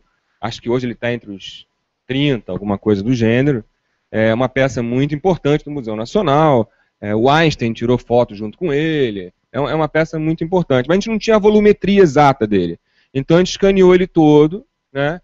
E depois fizemos todos os cálculos. Hoje a gente tem a volumetria exata de quanto é de material, essa coisa toda. E é interessante porque a gente fez algumas réplicas que são distribuídas entre outros museus, né? E aí o arquivo hoje que a gente consegue obter, agora a gente comprou um scanner também muito bom aqui na PUC, né? E a gente consegue uma qualidade superficial bem considerável em algumas peças. Essa peça aqui eu esqueci de trazer o original, mas essa peça está completamente corroída. É uma peça de bronze, provavelmente estava no fundo do mar. Ela é uma peça muito escura e muito corroída. E a gente fez o escaneamento dela e agora a gente está fazendo algumas análises. Então é interessantíssimo como a gente consegue, hoje em dia, uma qualidade superficial. Está no tempo? Quase acabando, né? Tá, é a mesma coisa com enfim, corpos humanos e... Então você consegue ter o arquivo digital desse material todo, né? Isso aqui é uma área até... Estou vendo que o Vitor está lá atrás, né? O Vitor? Acabei de ver. A gente está usando agora alguns equipamentos novos. Isso aqui foi tudo feito com microtomógrafo. O microtomógrafo é um equipamento, é um tomógrafo, só com uma precisão dimensional muito maior, né? Então a gente consegue fazer vários estudos. Por exemplo, isso aqui são adagas, é uma adaga, aliás, da coleção egípcia. Então a gente está vendo o processo de construção dela, junto com o professor Antônio Brancaleon. Essa aqui foi feito lá na engenharia nuclear. Esse é o dedo de uma múmia, um dedo separado. Então, o Vitor ali, que acabou de defender o mestrado lá no Museu Nacional, ele usou esse material no desenvolvimento dele. Esse aqui também é de uma outra aluna de mestrado do Museu Nacional, que é a Cíntia. Não sei se a Cíntia está aí, mas ela está trabalhando com os bronzes da coleção do Museu Nacional. Então a gente consegue analisar como foi feito o processo de fundição, qual é a camada, quais são as paredes. Então a gente agora nós estamos usando muito microtomógrafo. Então É um equipamento bem interessante. Bom, isso aqui não tem nada a ver com esse processo, mas, assim, nesse desenvolvimento todo, eu acabei defendendo a minha tese de doutorado em cima de processos novos, então, utilizando para medicina fetal, né? Então, a gente desenvolveu um método novo de transformar ultrassom em modelo 3D, né? Então, na verdade, se você olha uma múmia ou olha um dinossauro, o processo é sempre o mesmo, né? Mas você vai avançando nas tecnologias. O que é curioso, por exemplo, isso aqui é um arquivo durante a gravidez, então você pega a ressonância magnética, você vai separando o material e depois você imprime em 3D durante a gravidez, né? A gente está utilizando isso muito agora para pais cegos, né? É um trabalho que está dando muito certo. O primeiro que nós fizemos foi nos Estados Unidos, e a gente tem feito muito aqui na França, e estamos fazendo muito aqui no Brasil agora, então os pais podem tocar. E da mesma forma a gente está fazendo esse mesmo processo junto com as peças da coleção arqueológica, né? Aqui a gente começou a tentar fazer agora, uma coisa que está dando até bem certo, como o pessoal vai ao campo, é muito difícil levar equipamentos caríssimos, sabe? Então, sempre que a gente vai levar um scanner de 60 mil dólares, 70 mil dólares, porque, pô, não vou levar, porque vai estar sol, vai estar poeira, vai chover, vai não sei, só tenho esse, não vou levar, né? Então a gente começou agora a usar Kinect, né? Então a gente começou uns 4 anos atrás a usar Kinect. Esses foram os primeiros ensaios que nós fizemos dentro da coleção do museu, né? E hoje está dando muito certo. Isso aqui também é uma outra área da ciência, mas é para mostrar como essa difusão é interessante. Quer dizer, isso da Embrapa, esse é o pessoal de gado bovino, né? Da Embrapa. E é curioso, assim, que eles faziam isso com fita métrica. Eles mediam os animais, se os animais, às vezes, geneticamente modificados, eles têm que tirar determinadas medidas, mas quando você vai lá em Juiz de Fora, isso aqui fica no pasto, tal, às vezes você não consegue chegar com um equipamento caríssimo, embaixo do sol, no pasto, tal. Então a gente começou a introduzir o uso de Kinect, então eles estão felicíssimos. Esse aqui é o professor João, agora ele está fazendo pós-doutorado nessa área, lá em Portugal, então ele já está levando esse método para lá também. É uma coisa que a gente acaba usando muito aqui, mas em determinadas áreas da ciência é difícil as pessoas terem acesso. Então a gente começou a colocar isso com o pessoal, eles adoraram isso. Agora estão fazendo o comparativo dimensional, já imprimem as variações entre os animais em 3D, tá vendo? Fazem o mapeamento. Isso aqui com equipamento custa R$300, comprado no Saara, né? Então, assim, a diferença é muito grande. Quebrou no pasto? Ok, bota outro. Quebrou, agora um equipamento caríssimo, quebrou, você fica, né, já não vai usar outro. Então, isso aqui é muito importante para a difusão tecnológica, né? Aqui outras áreas também que a gente está fazendo muito para museu, isso aqui com o pessoal da biofísica, isso é a primeira vez que a gente imprimiu uma célula completamente em 3D, foi com a biofísica da UFRJ, isso é da doença de Chagas, se não me engano. E outras áreas, aqui um aluno de doutorado está desenvolvendo com arquitetura, a gente microtomografou as casas de João de Barro, para poderem fazer análise de sedimentos. Aí depois a gente faz algumas interações também, onde a pessoa virtualmente pode entrar na casa do João de Barro. Aqui outras áreas também, o pesquisador está aqui até na palestra, na medicina, quer dizer, a gente usa as tecnologias não invasivas da medicina em áreas diversas. E agora a gente está voltando para também contribuir com a medicina, né? Então a gente faz impressão 3D, por exemplo, de artérias. Isso aqui é uma impressão 3D flexível, onde você pode fazer a análise da colocação do stent. Eu sei que é tudo muito confuso, são áreas bem diversas, né? Mas se você olhar bem, todas elas têm o mesmo input e o output vai ser sempre uma simulação física, uma simulação virtual, né? Esse é um trabalho que a gente faz lá, que eu falei, a gente desenvolve. Esse aqui foi apresentado agora, recentemente, é um robozinho, é o primeiro robozinho que imprime em 3D. Então, a ideia desse aqui, que a gente está tentando ainda, que a gente não conseguiu, é fazer com que ele suba a parede e faça reconstrução de prédios, sabe? Caiu o reboco, caiu não sei o quê, tinha um ornamento. Então a gente queria muito fazer com que ele subisse parede e faça a reconstrução 3D de um ornamento na parede. A gente não conseguiu. Primeiro ele ainda está andando no chão, ele reconstrói coisas no chão. Bom, esse é o trabalho do Amazon Digital Repatriation, que eu falei, esse é um outro vaso da coleção Marajoara. Eu coloquei essa imagem aqui, que eu achei para finalizar, só faltam duas. Achei bem interessante que a gente está nesse momento agora, né, de eventos relacionados a tecnologias não invasivas de imagem e pesquisas multidisciplinares. Isso aqui foi uma exposição que aconteceu há pouco tempo, uns 2 anos atrás, lá em Nova York, no Natural History Museum, só de cientistas diversos utilizando tecnologias não invasivas. O Smithsonian, que acabou de abrir uma um laboratório multidisciplinar também nos Estados Unidos. O Natural History Museum começou a abrir concursos agora de imagens de microtomografia. Então, isso é uma coisa absolutamente nova. Assim. Você sair do meio da ciência para um concurso de imagem de microtomografia é uma coisa nova. A União Europeia agora está com um edital muito interessante para reconstruções 3D em áreas culturais, em áreas de pesquisa, outros laboratórios diversos. Aqui, esse aqui, a gente tem o pessoal de Southampton, no sul da Inglaterra também, tem um laboratório multidisciplinar, muito ligado à arqueologia, que é fantástico. O pessoal que trabalha com laser scanner também de grandes peças. A iniciativa de vocês, que é fantástica. Tem uma exposição agora também muito interessante no British Museum, de tecnologias não invasivas em múmias, basicamente tomografia e reconstrução 3D das múmias da coleção do British Museum. Isso aqui que eu achei interessante, estava na revista Wired, o escaneamento 3D agora para replicar peças. Nos Estados Unidos é permitido você, se achar um fóssil, ele é seu, né? Então você pode vender. Aqui não é permitido, até onde eu saiba, ele pertence ao governo, se não me engano, não sei. Mas nos Estados Unidos, uma pessoa achou um fóssil, escaneou em alta resolução e vende como obra assinada. Quer dizer, ele vende a réplica, número tal, então ele tem a original, ele vende a réplica, e ele ganha de todos os sentidos, é interessante. Bom, para finalizar, a gente está introduzindo essas ferramentas digitais em cursos de pós-graduação, para difusão em pesquisas multidisciplinares. A gente está trabalhando agora uma implantação de metodologia de análise, arquivamento, difusão. É curioso isso, como o professor Luiz Velho falou antes, com relação... Mas é uma coisa que eu sinto, assim, é curiosíssimo. Assim, a cada 6 meses eu tenho que trocar todos os computadores, porque as coisas cada vez não aguentam mais, né? Cada vez os arquivos são mais colossais, mais não sei o quê, e as pessoas querem mais coisas, os computadores não aguentam, botam, cluster, compra isso, compra aquilo, porque é curioso, assim, é legal, é um bom problema.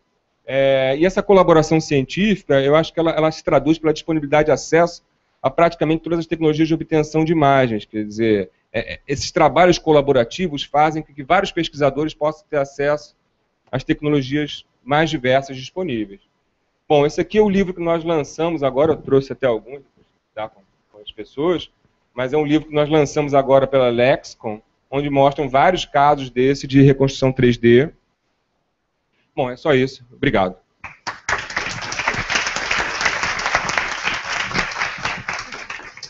Obrigado, Jorge. Muito boa a palestra.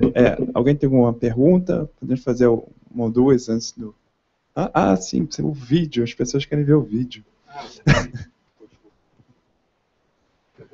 Você atiçou a curiosidade, né? Agora tem que... mostrar essa coisa do low-tech, do high-tech, né? Então tá com som, hein? Tem som. Tem um... Aqui. Peraí. Tá saindo aqui, mas não tá... Além de belos, ágeis e astutos, os gatos eram grandes caçadores. Caçavam cobras, pássaros, ratos. Ratos? Sim, ratos, claro. Os ratos atacavam as plantações. É pra criança, tá?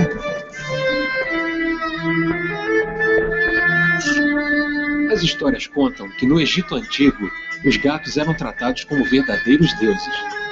Além de belos, ágeis e astutos, os gatos eram grandes caçadores. Caçavam cobras, pássaros, ratos.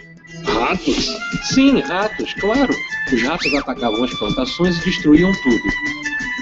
Graças a esses grandes caçadores, os egípcios podiam ficar despreocupados. Dormir tranquilos, admirar as esfinges, curtir as pirâmides.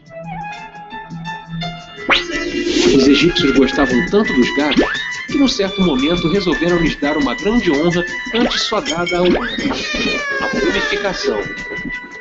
Os ratos não tinham a menor chance contra esses caçadores. Ainda bem que os egípcios fizeram isso, porque agora nós podemos visitar esses mesmos gatos lá no Museu Nacional.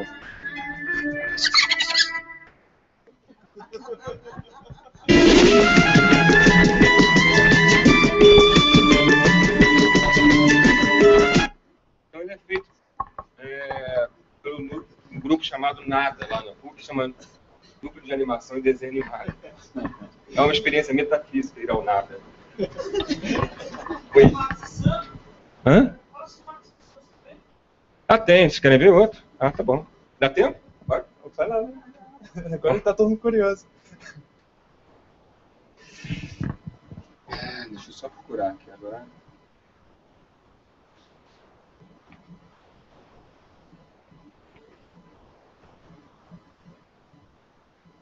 Bom, esse aqui é para mostrar os dois dinossauros do museu, que é o Max e o Sam.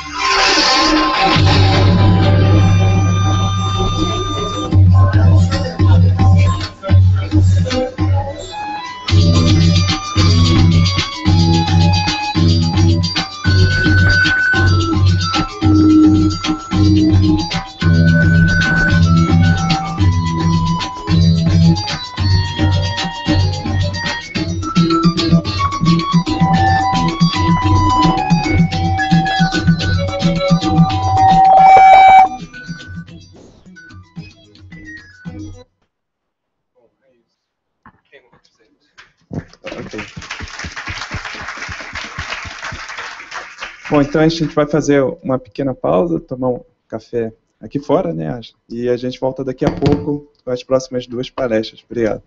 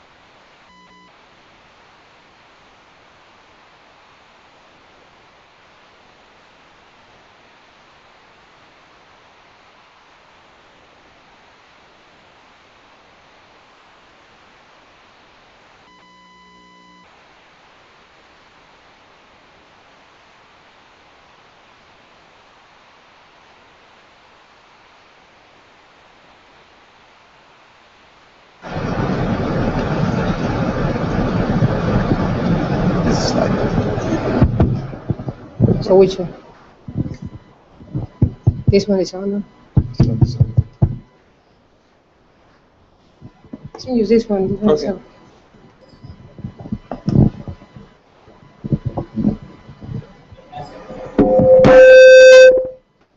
Yeah, I'll turn it on.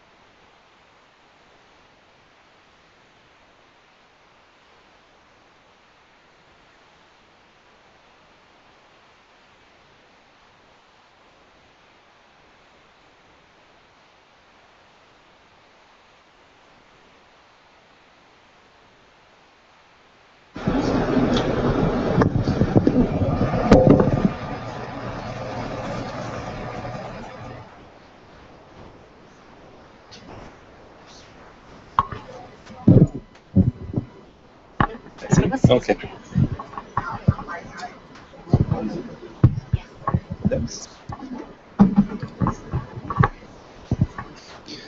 Ok, então vamos continuar nossa palestra. Agora a gente vai ter duas palestras que vão ser em inglês, então se alguém ainda precisar da tradução simultânea, eles ainda têm alguns headphones lá fora. Nossa próxima palestrante é a Karina Rodrigues, ela é lecturer, professora da Universidade de Brighton, também tem um currículo bem interessante, né, sendo graduada em Engenharia de Computação e Sistemas, um doutorado em Engenharia de Conhecimento e um mestrado em História e Culturas. Então é mais um exemplo de como pessoas aqui envolvidas, eles passam por várias áreas. E a Karina vai falar bastante agora sobre a manutenção desses objetos 3D, né, a documentação, as bases de dados, como é que você mantém essa informação. Karina. Thank you, Ricardo. Welcome, everybody. Good morning. My name is Karina Rodriguez Echavarria, and I originally come from Mexico, but I have been living in the UK for the last 13 years. I have been working for 10 years in the Cultural Informatics Research Group at the University of Brighton. And just to give you a background, this is really an interdisciplinary group, so we really undertake research across different areas, and most of it is focused on supporting the development and use of digital connections for cultural heritage. So just to give you an introduction of what I'm going to talk about today, I really want to focus in my talk on those applications of technology, in particular for tangible heritage, which is located outside of the museum. So really I want to look at all the heritage that we have that really, that is amongst us in towns and cities across the whole world. So I just have here some examples from Brighton and some examples that I have seen from Rio here.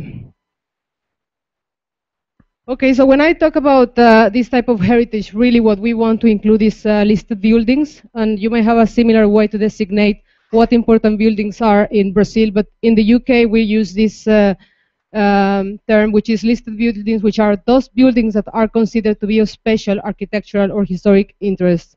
So they are especially wanted to be looked after and conserved.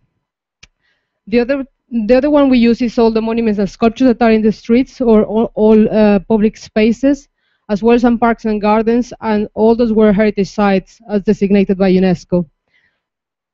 Now, the challenge of this is that really we are talking about really complex type of environments and objects, and they really require and are challenging to acquire. Hence, they really require a variety of approaches for recording, preserving, and restoring for the future. Okay, just to give you a background here about the acquisition of 3D. So as you have seen in the previous presentations, there are a variety of ways to acquire 3D. So we saw before that we can acquire 3D by scanning or by using MRI devices. But really what I put in here is a division between trying to acquire information from the real world. So in this case, this is the most common in cultural heritage because we want to acquire what is already there. So we can use different techniques such as photogrammetry, 3D scanning, CT MRI scanning. You have seen some examples of this in the last presentations.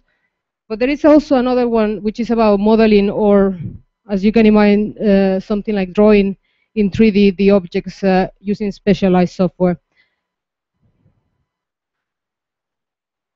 Okay, just to situate you where I come from, this is a map of Brighton and Hove, or where Brighton and Hove is located. So if you see here, this is the UK in here, and we are located here in the southeast coast. This is the Brighton and Hove area. And what we have been trying to do for the last few years is just experiment with a few techniques to see how we can record and document our local heritage. As I said from the beginning, we focus particularly in that heritage which is outside the museum. And in Brighton, we have this Regency style of architecture that is really common to the city. And really, we focus much on this type of architecture. So as you see here, we are in the seaside. So Brighton is a seaside resort mainly, and it has a wide variety of architecture, both the historical and the more contemporary architecture.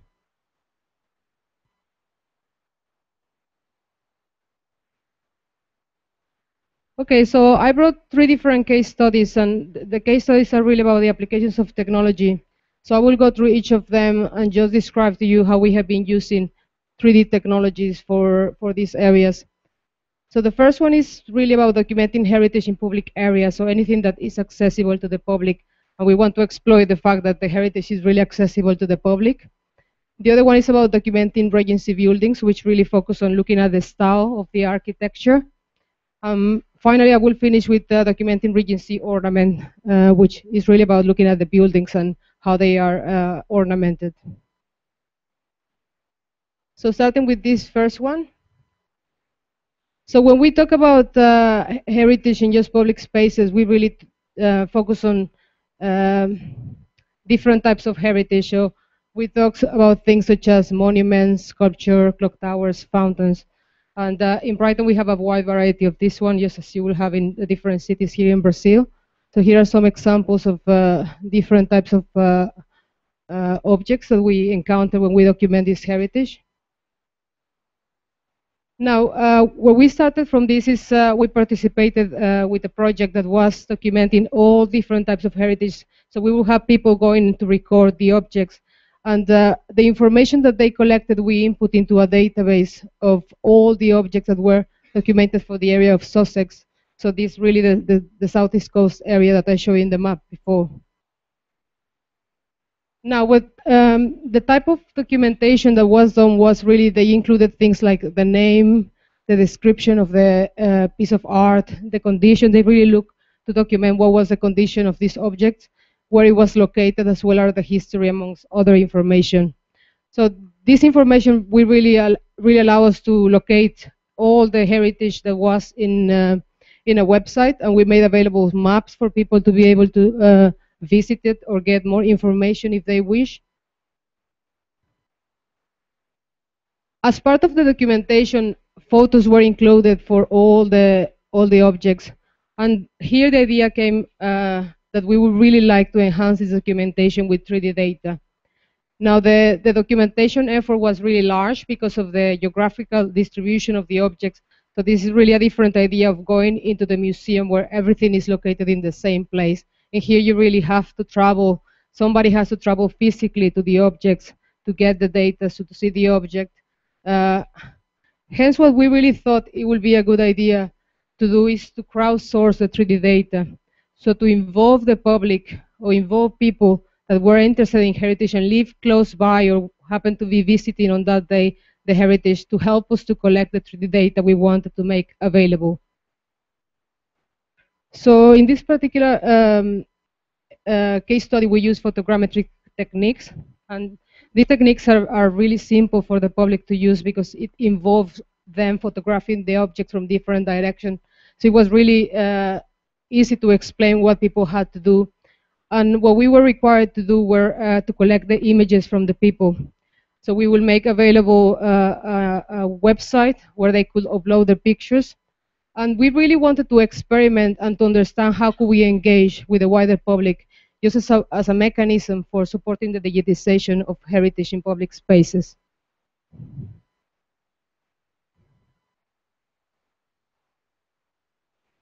Okay, so where we started from is we selected a sample of monuments and sculptures and of listed buildings in the city.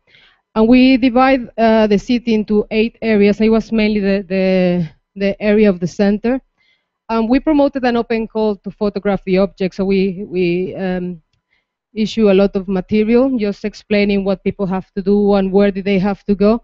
And we involve businesses in the locality. So business will give us prizes. So they will give a visit to a museum, the Brighton Pavilion, for instance, or a dinner or something, and we will just promote those prizes so people will submit and had the chance to win one of those prizes if they were selected. It was a draw. So we were using just this as an incentive for people to want to contribute to the project. Okay, so if I show you a map of the area we were covering. You can see here how we divided different areas. We issued these leaflets for each of the areas. If people wanted to cover one of the areas, none of the areas had any more than 10 objects, so people can spend 1 hour in each of the areas. Okay, so we provided to the people with this information. We provided them with maps as well with basic information on how to photograph the objects and buildings. So if I show you here.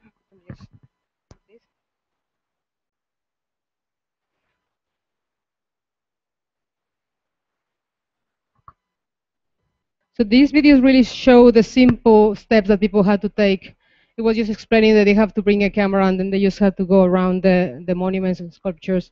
Buildings sometimes were more tricky to capture, but the volunteers just had to follow the process and wait for the traffic if it was passing, as you can see here in some of the videos.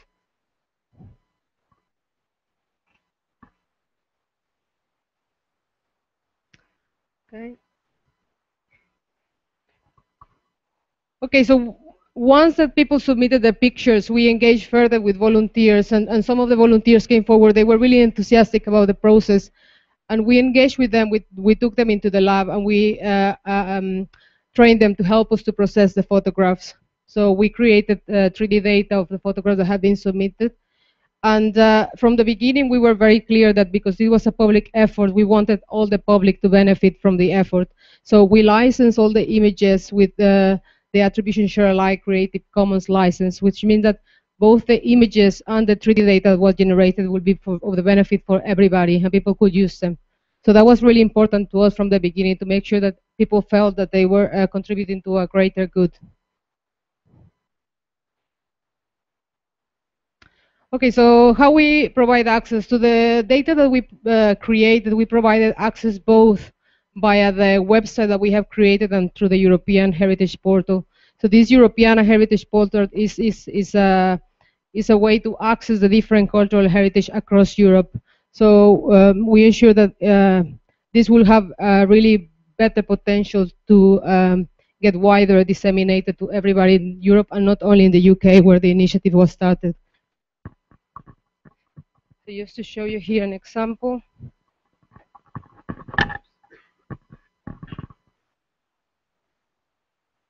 If I show you, it's okay. So if I show you here an example, this will be an example of one of the objects. So the people can come and access the information, whether it's general information, the classification, the parts, the condition. So the pictures, but they could also access the 3D model and visualize it.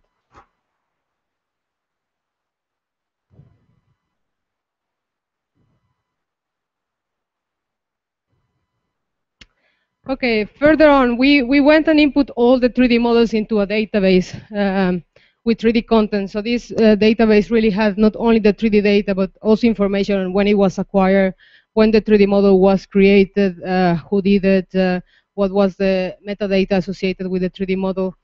So the database was really rich with information, both of the 3D data and of the provenance of these objects.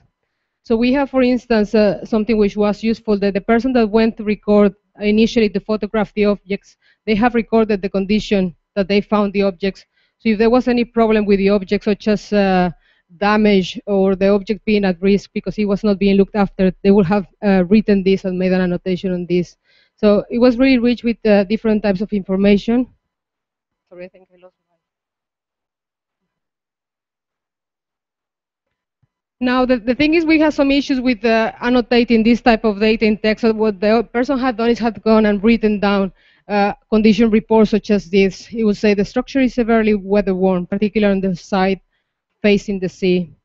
Now, the problem with this way of recording condition, in particular for these objects, is that you lack specificity and you don't have contextual information. So to work out where is the side that is facing the sea from just looking at an image is really difficult.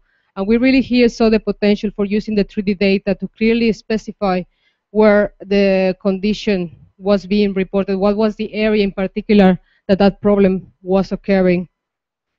So we experimented with ways of annotating 3D data, and this works really similar as you do when you tag images of people on the websites. You just select an area, and further it's more useful in 3D data because you have all around the object, and you can think the same thing for objects in the museum. You can select an area of the object and say that the condition that you are documented is happening only in these particular areas.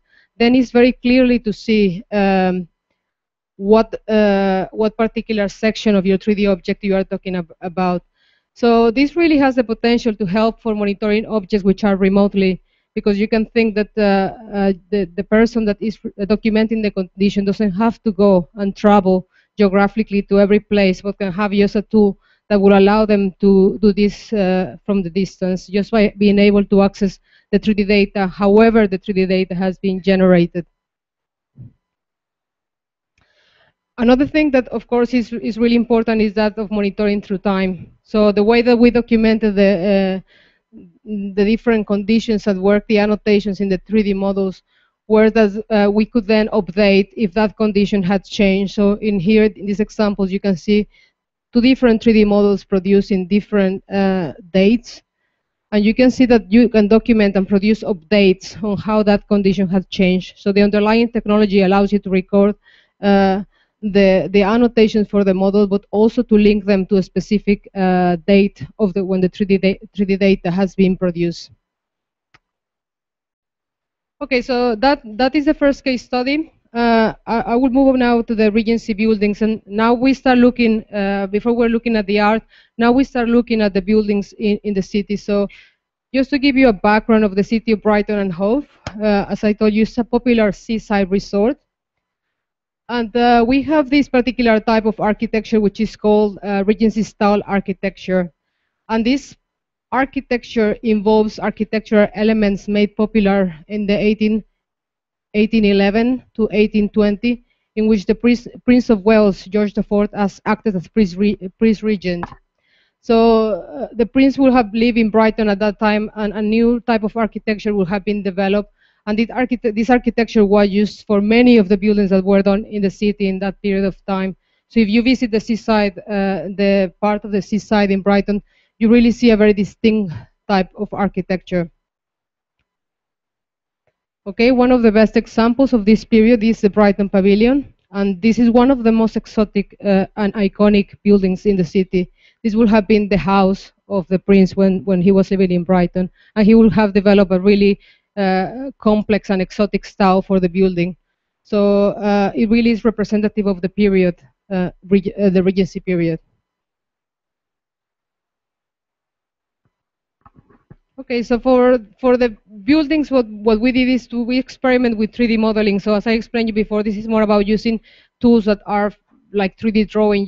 We wanted to document in here and look at the buildings and look at the style, and use different types of tools that were about encoding and understanding the style to document the buildings. So using the footprints of the city, we produce models for different areas in the city. We also did part of the Brighton Pavilion, so we use some of the techniques to using the historical documentation that we had of the pavilion. We had access to technical drawings. We produced some of the 3D models for the building as well. So really what it involves when you are modeling in 3D, you just look at the shapes and try to decompose the building in the different shapes and try to understand the different features and the symmetry that those features will have been built with, and hence you use your modeling software to follow this way of constructing the geometry, and then you get to your final geometry. So I have here a little video showing you the process.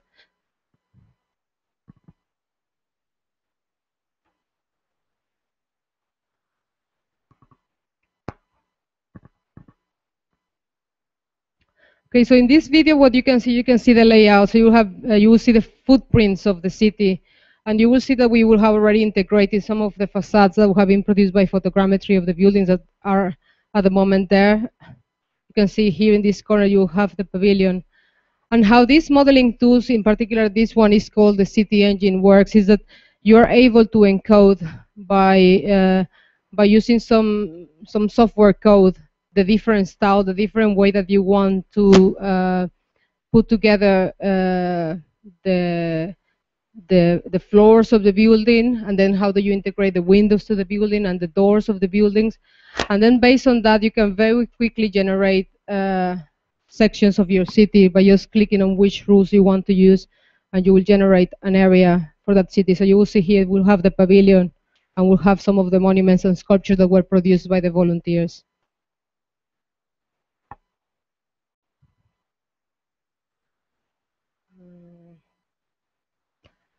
Okay, so the access that we provided for this type of visualization, we mainly provide access when we had the same exhibition you have here in 3D Coform exhibition, but we had the same in Brighton, and we used it for provide different types of visualization to people attending the exhibition. Now, when we were thinking how this type of visualization will be used, they really can be used for different types of things, such as providing a backdrop from some of their activities. So if you were doing an educational game in a museum, or you were trying to do a historical reconstruction. You can also use this type of visualizations just to look at individual buildings and get more documentation about them, some sort of access to maybe get more data, whether that is 3D data or other types of data, but just as an entry point. Of course, you can also use it to monitor the condition state of different artifacts. And just as it is normally done, just to disseminate information on the web, it is really a possibility that you just provide access to the visualization via website. Okay, so I will go now to the third case study here, and this is about the Regency ornament. To explain you what do we mean by ornament, I have seen some examples here at Rio, and when you look at buildings, you will see that they are full of ornamentation. So the ornament is used to decorate both the interior and the exterior of buildings. So in this case, we have here two examples. This one I took it here in Rio, and you can see here the different type of ornaments that have been done for the outside and around the windows. And another here is taken just from London. I think this is Buckingham Palace. So ornament changes all the time. Every different period has a different style. So this project is really about understanding the different style of ornament by documenting it in 3D. Now, this one is really important for restoring and preserving historical buildings, because when you have to restore the building to original state, you have to take the same ornament and complete it. If it's not completed, or just make sure that it's not deteriorating. So the type of heritage we are working here is we have a collection of ornament, and it's called the Jacksons and Sons Ornamental Collection. And really, this collection is the legacy of a company that existed was founded in 1780. And this company, when it started working in Brighton, it really revolutionized the way that ornament was created. Because what they started doing is that they started producing this type of wooden molds. And these wooden molds were the master molds, were actually, they were representing the ornament that would be placed in the buildings. And from these molds, they will cast a mold where the plaster will be poured, and then they will just attach then the ornament to the walls. Now, the shortcoming of this method, although it was very revolutionary at the time, the problem is that every time somebody required a change, so if they wanted this to be slightly bigger, the mold had to be done again. Yeah, so we have now access to these collections where we have access to hundreds of these molds, and we want to use 3D technology to show them how can it, not only can they document, but the production method now can change, because you can change those 3D models easier than changing the wooden mold. Okay, so in this project, the documentation aims that we have is to produce the library of ornamental shapes. So we have like a dictionary of 3D shapes where we have all the different types of ornaments that we have for the Regency period in Brighton. And we will go to the collection to scan them all and have a data set where we can automatically be able to understand what type of style this shape is. So we want to just enhance the algorithms that we have developed before for automatically annotating metadata in the shape. And another thing we want to do here is to test 3D printing technologies to support the process. So this is an example of the type of application we have in mind. So we want this innovative method to improve the production of architectural ornaments. So we know now with 3D printing, we can produce them all much easier and just modify the file that we have. And the experiments we are doing here is in households. So you will see here in this example that you have ornament here between the wall and the ceiling.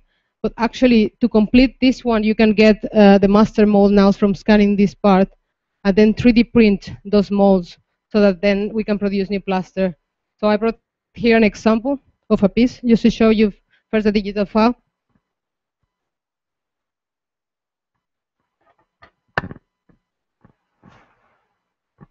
So here, this is a piece that we'll have scanned.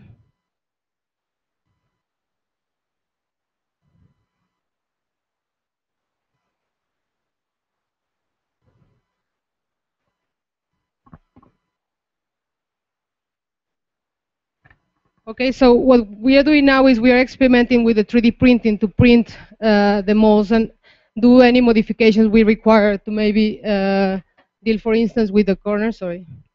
Deal, for instance, with the corners that we have in these areas, and just to produce it digitally and then print it and complete the mold. We believe that this will really again change the way that ornament is produced in both the interior and exteriors of the buildings.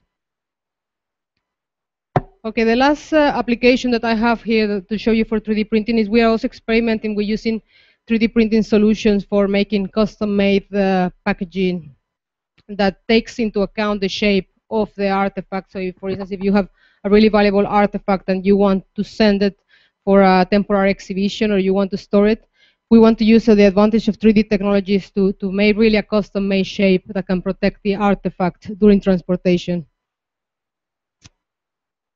So that's the 3 case studies. I'll be happy to answer any questions. The only conclusions I put in here is, indeed, what I wanted to show you today is just the lesson that we have learned from our different projects, and really to show you that 3D technologies can support different types of objectives of the heritage organizations. So whether these are for documenting or for providing access, or even in restoring the artifacts itself. So technology, some of them are really mature to be applied. So it's really a question of engaging with people that work with technologies to try to address the needs of the cultural heritage organizations. And finally, the different business models are available. So there are different ways to achieve what we want. It's just a question of trying to understand what are the restrictions in terms of cost and time and work, different types of solutions. So thank you very much. I'll be happy to answer any questions.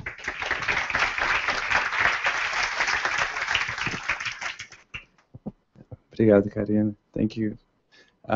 Temos alguma pergunta da audiência? Pode ser português, inglês, espanhol, não tem problema.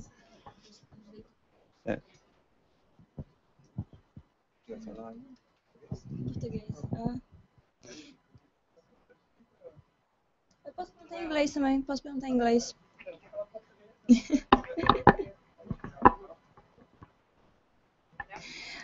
Bom dia, eu queria agradecer pela maravilhosa palestra, gostei muito de ter tido acesso a esse conteúdo.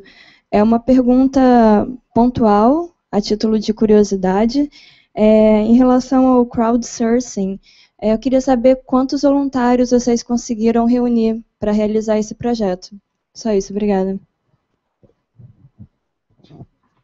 Okay, so for the acquisition of data, we will have had around 20 volunteers that have been doing that. But for the processing of data, we had something like 2 or 3 people that actually came forward, and we have them in our labs doing the production of the 3D models.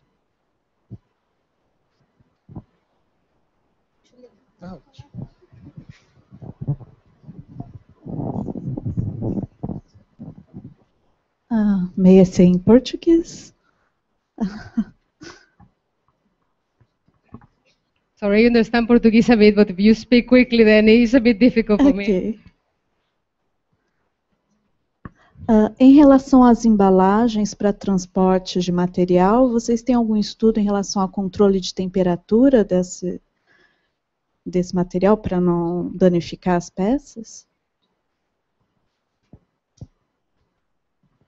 So yeah, this is really something we are working on now, because we can produce the structures for making a custom-made packaging that will fit a box, for instance.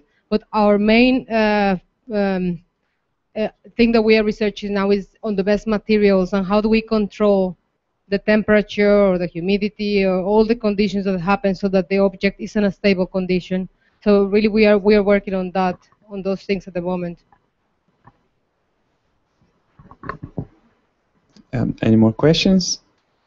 I also noticed you have some more little prints that you want to show them. Sorry. So I just got here a few 3D prints for if anybody's interested to see just the type of materials that we can produce. So when I said this is really recent work, we were scanning the week before I came to Brazil, we were for 2 weeks just scanning all the master molds. So we printed one really quickly, but we have different types of material that we can use to 3D print. We are again experimenting what is the best process or what is the best material to get this master mold so that we can produce then the molds where we are going to use where we are going to produce the plaster that we are going to put on the walls. Yeah. If anybody's interested, I'll be happy to show them more samples on this.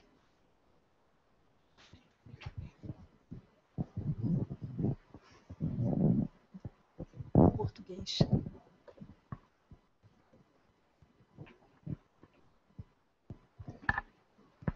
Eu entendi a importância do trabalho para a determinação de estado de conservação, para o Condition Report, mas não consegui entender como fazer o monitoramento remoto do estado de conservação. Seria através da ajuda dos voluntários ainda? I didn't get the translation of that, but you're saying how do you do, how the volunteers do the conservation report? Como fazer monitoramento remoto sem a ajuda dos voluntários? Well, the volunteers, so let me just explain you the difference. The people that went to see the objects was the people that was trained in looking at the condition of the objects. But the way that I foresee that you can use the 3D documentation is the volunteer doesn't do the condition report. An expert is able to access the 3D model and look at the 3D model and is able to do a report of the condition remotely. So it is a big thing to ask a volunteer to understand what the condition or how the object might be suffering from different parts without training them. So I think it will be a collaboration of the volunteers collecting the data and then somehow providing the access to the expert that is qualified to do the report of conditions. Did I answer your question? Ok, so let's think. Vamos agradecer a Karina de novo.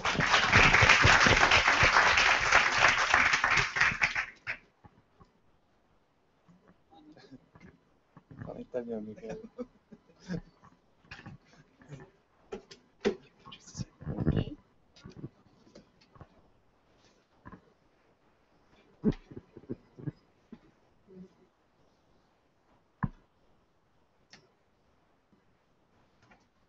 Isso aí, mano.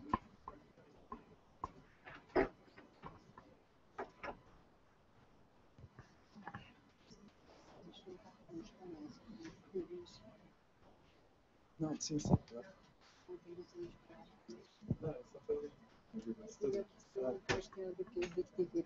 A gente só foi contratado para inglês e português, tá bom? Não leva uma não, só para... Não, tá certo.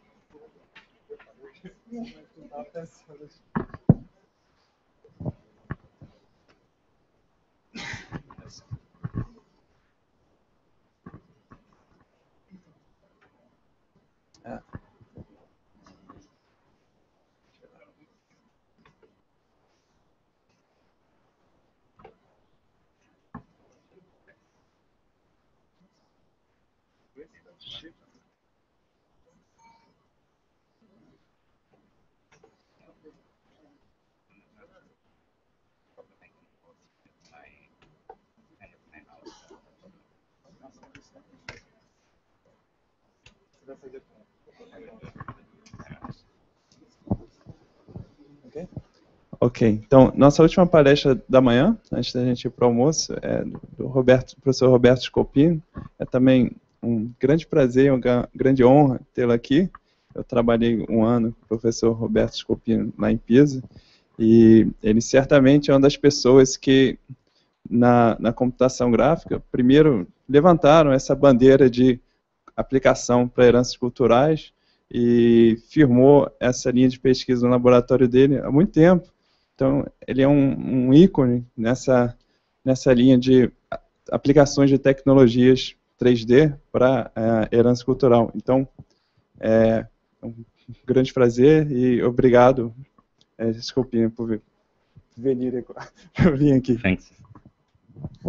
thanks a lot, Ricardo, and thanks a lot to the organizer for having given me the possibility to come here and to present you some of the things that we are doing in Pisa. It's an honor for me.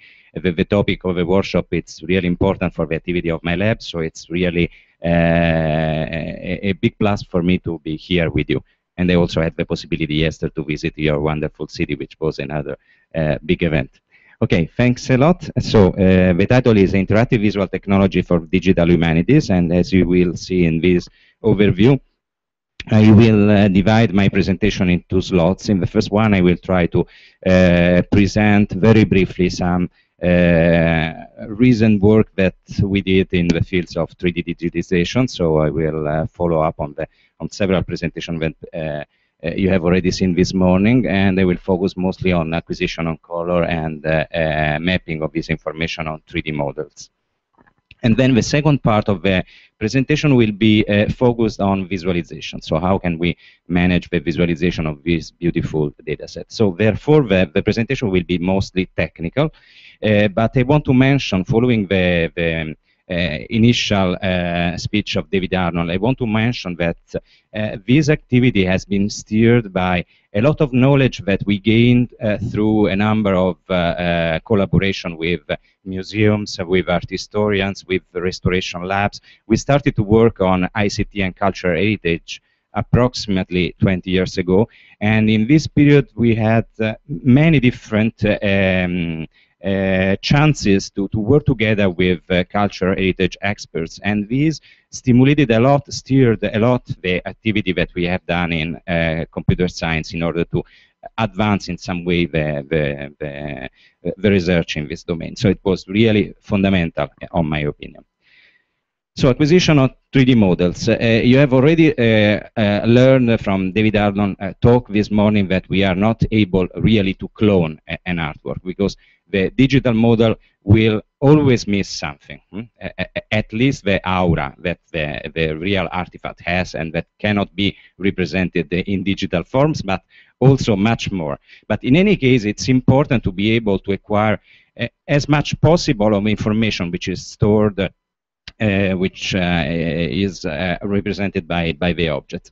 And this means that you should focus on shape, that is the first object, and also focus on color or surface reflection properties, which gives you a lot of information of the objects. And we have already seen in several slides this morning, Luis has shown a number of examples of how important is it to acquire both channels at the same time and to have a single model which represents both. And we should also add much more, but we will see this. So the 3D scanning pipeline, this is the typical graph that you have already seen in Luis' slide.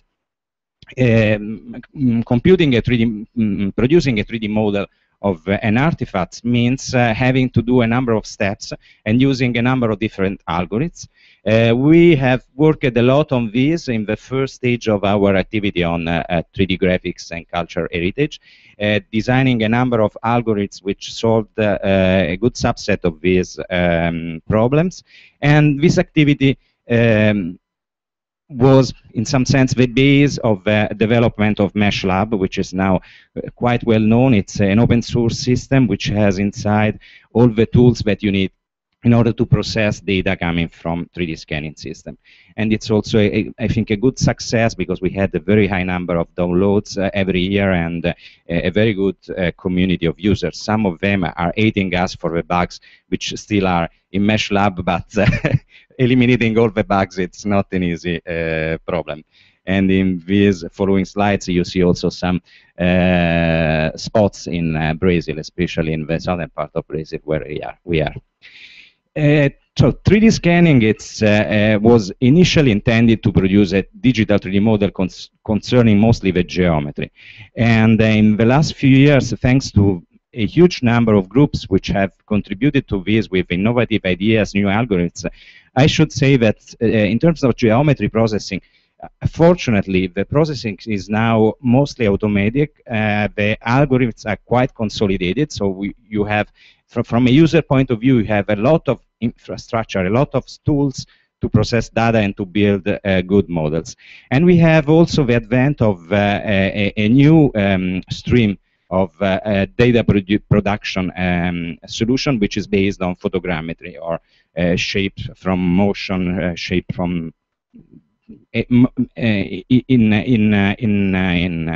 in essence, producing 3D model from simple photographs, as we have seen in Karina's presentation a few minutes before. So, in terms of geometry, things are quite stable and quite solid nowadays. And the work of my group has focused mostly in the last, let's say, 8 or 9 years, has mostly focused on color data acquisition and processing, which until very recently was still mostly manual and cumbersome and not completely consolidated. So I will show you a few results concerning color acquisition and mapping. So first, what is color? Color means many different things. So you can consider color as the reflection of light, and you can consider apparent color, what you see. So the chairs are black, the table in front of you is a mixture of light and dark brown and so on. So what you perceive with your eyes or with your digital machines. But there are also many other different ways of considering color. So removing in some way, for example, the shadowing effects, the shadows, which are dependent on the illumination, or much better, building knowledge, gathering knowledge on the way in which each specific point of the surface reflects the light. This means that you are able to understand, to sample the spatial reflection properties of the surface, which are one of the acronym for meaning this is BRDF, but there are other incarnations. And this type of approach allows you to know more or less a lot of information on how the surface reacts to light. And how the surface reacts to light, it's also a way of understanding, for example, the material of the surface. So it's quite important. So why do we need color in cultural heritage related project? It's really probably it's the most important information in order to get insight, in order to understand what you have in front. It's even very important to have at least the basic or apparent color, because it allows to characterize material. When you see this table, you immediately say, well, it is wood. No, it's very easy to see just because you decode the color that you see, the color information that you see. It's really important to have information on the degradation of the materials, all the scratches, all the detachment of colors. All this information comes through color. If you have a mesh without color, a digital mesh, a surface without color, you cannot gather these informations. An important thing which creates a lot of problem to us, to computer guys, is that color should be high resolution and sharp. So should be the color encoded should be at least the same quality of the color encoding that a museum curator is used to see in a photograph. And this has been really a hard, a tough requirement so far. Reflection properties, it's also important because in many cases the simple color, the simple reflected color, it's not enough for understanding. For example, this table can be plastic, an imitation of wood, or can be wood. If you have the reflection characteristics of this surface, you can very easily differentiate between plastic and wood, or you can very easily differentiate between an object which is painted gold and an object which is in reality done with gold. So this gives a lot of information to a curator or to an art historian. And it's also important to modify the illumination effects. So if you want to create a new scene with different lightings and to have a representation which is physically accurate, you need to have this type of information. So color acquisition and mapping means that you have first, obviously, to acquire the shape, and you can use whichever technology you want, 3D scanning, 3D from photos, and even modeling by hand in some cases. Then we have the second phase, that is the color acquisition. This is done usually, at least in my lab, by acquiring a quite dense set of images in order to have an highly redundant coverage of your objects. It's not easy to ensure that you are photographing everything of your object, because it can be very easily happen that you take 20, 50, 100 photos, and when you are processing the material, maybe a Brazilian status, and you are processing the results in Italy, you discover that there is a small chunk of your surfaces that you forgot to have in any one of the 100 photos that you have. So making the acquisition is quite complicated. Also because ideally you should have an ideal diffuse lighting environment without shadows, without specular reflection, and this is very, very difficult to achieve. Anyhow, when you have the photographs, the last part of the pipeline is mapping all this information contained in the photos into your digital model. And in order to do this, you have first to understand from what position the image has been shot. So build the image to geometry alignment, the inverse projection. You maybe it could be nice if you have some possibility to refine this alignment, and we will see what does it mean later on. And you will have to map all this information on the three-dimensional model. So the basic ingredient is color projection. You have an image, you have some technology which allows you to understand from which point, where was the photographer when he got this image. This is something that has been done initially manually with a system which were driven by the user, and nowadays we can do this mostly automatic, and this is a big plus, especially if you have 200 images for each object. And then you have some technology which allows you to project the pixels on top of the geometry. So the situation usually is the ones that you have here. You have your object, in this case a small horse. You have many different images, and for each position on the surface of these objects, you have many different pixels which could map on this position. So we have redundant information. Having redundancy in information, usually it's a positive point, because you have a lot of information and you can gain something from this knowledge.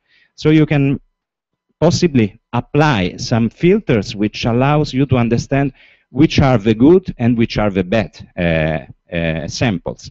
This was done in the past by simply cancelling some of the images, telling, well, this image is not so good, so please remove, and use only the others. Nowadays, what we are doing is to evaluate pixel by pixel the quality of the samples. So in this case, we have 4, but we may have 10, 20 different samples. For each one of these, I have technology which allows me, automatic technology, not human assistant, which allows me to say, well, in the scale from 0 to 1, the quality of this pixel is such and such. And this is done by taking into account some information that I have on the image itself, and most importantly, information which relates these pixels with the object. So in an algorithm that we have proposed in 2008, our approach was to propose a weighted average blending of all the information that we had in the photo. So for each point on the surface, we blend all the pixels that we have according to a weight, according to some knowledge which allows us to say this pixel is very bad, so please consider its contribution very, very low. These other pixels are very good, and so please consider the contribution of those pixels where you compute the average as important stuff. And here you have in this slide some of the criteria that allows us to build up different evaluation, which we can combine all together in order to have some sort of intelligent way of weighting pixels.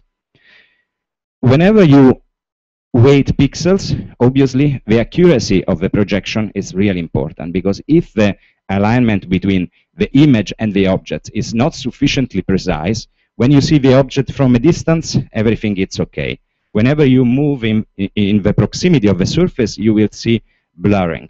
You will see that the three-dimensional model is no more sharp as the initial images, maybe due to these errors. So it's important to have either an ideally zero error alignment between the images and the object, that is quite impossible, or to have some solution which allows to improve the alignment. I cannot go into detail, but you see here an example of how the final results improved in terms of sharpness of the texture, of the color encoding.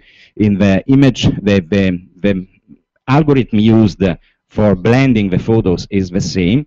The difference is that on the left you have results produced with just the initial image to geometry alignment, and the results on the right is after an improvement of this alignment. And this was a work authored by Riccardo and Matteo Trepiani when Riccardo Marochin was in Italy. So let me move from the slide and go to MeshLab just to show you a single example. This is the same object that you have seen in one of the slides. It's Tutankhamun. It's from a treasury of Tutankhamun, obviously when he was a small child. The artwork was moved to Italy for a restoration at the Istituto Centrale per il Restauro, the Italian Central Restoration Institute in Rome, and they have done some 3D scanning, and we have helped them with the color mapping on top of the model. So you can see all the detachment of color and so on. So let me close MeshLab and be back to my slides. So we are able, therefore, to produce models with a good color mapping.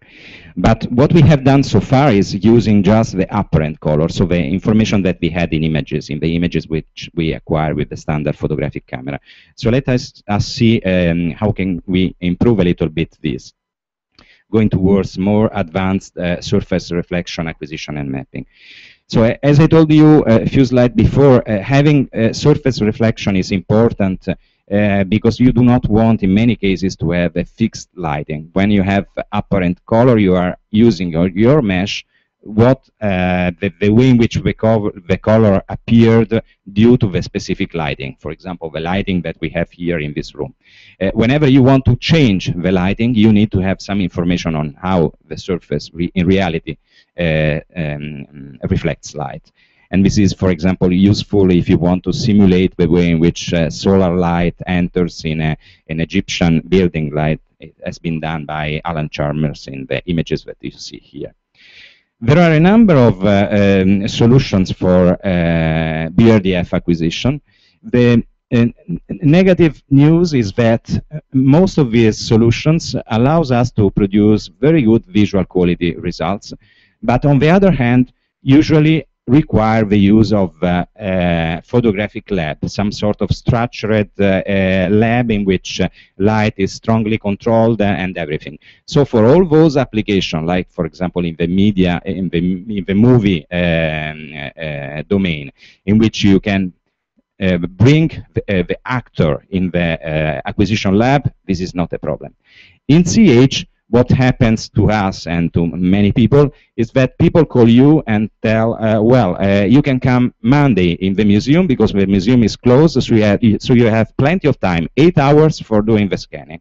And if I ask to them, can I bring the object in my lab? The result is a person laughing to the phone. So in this case, the high-quality solution for BRDF acquisition that have been proposed in literature, in many cases, are not usable in reality. And so we need something in between the solution that I showed you before, which is highly flexible because you just need a 3D scanner and a photographic machine and nothing more.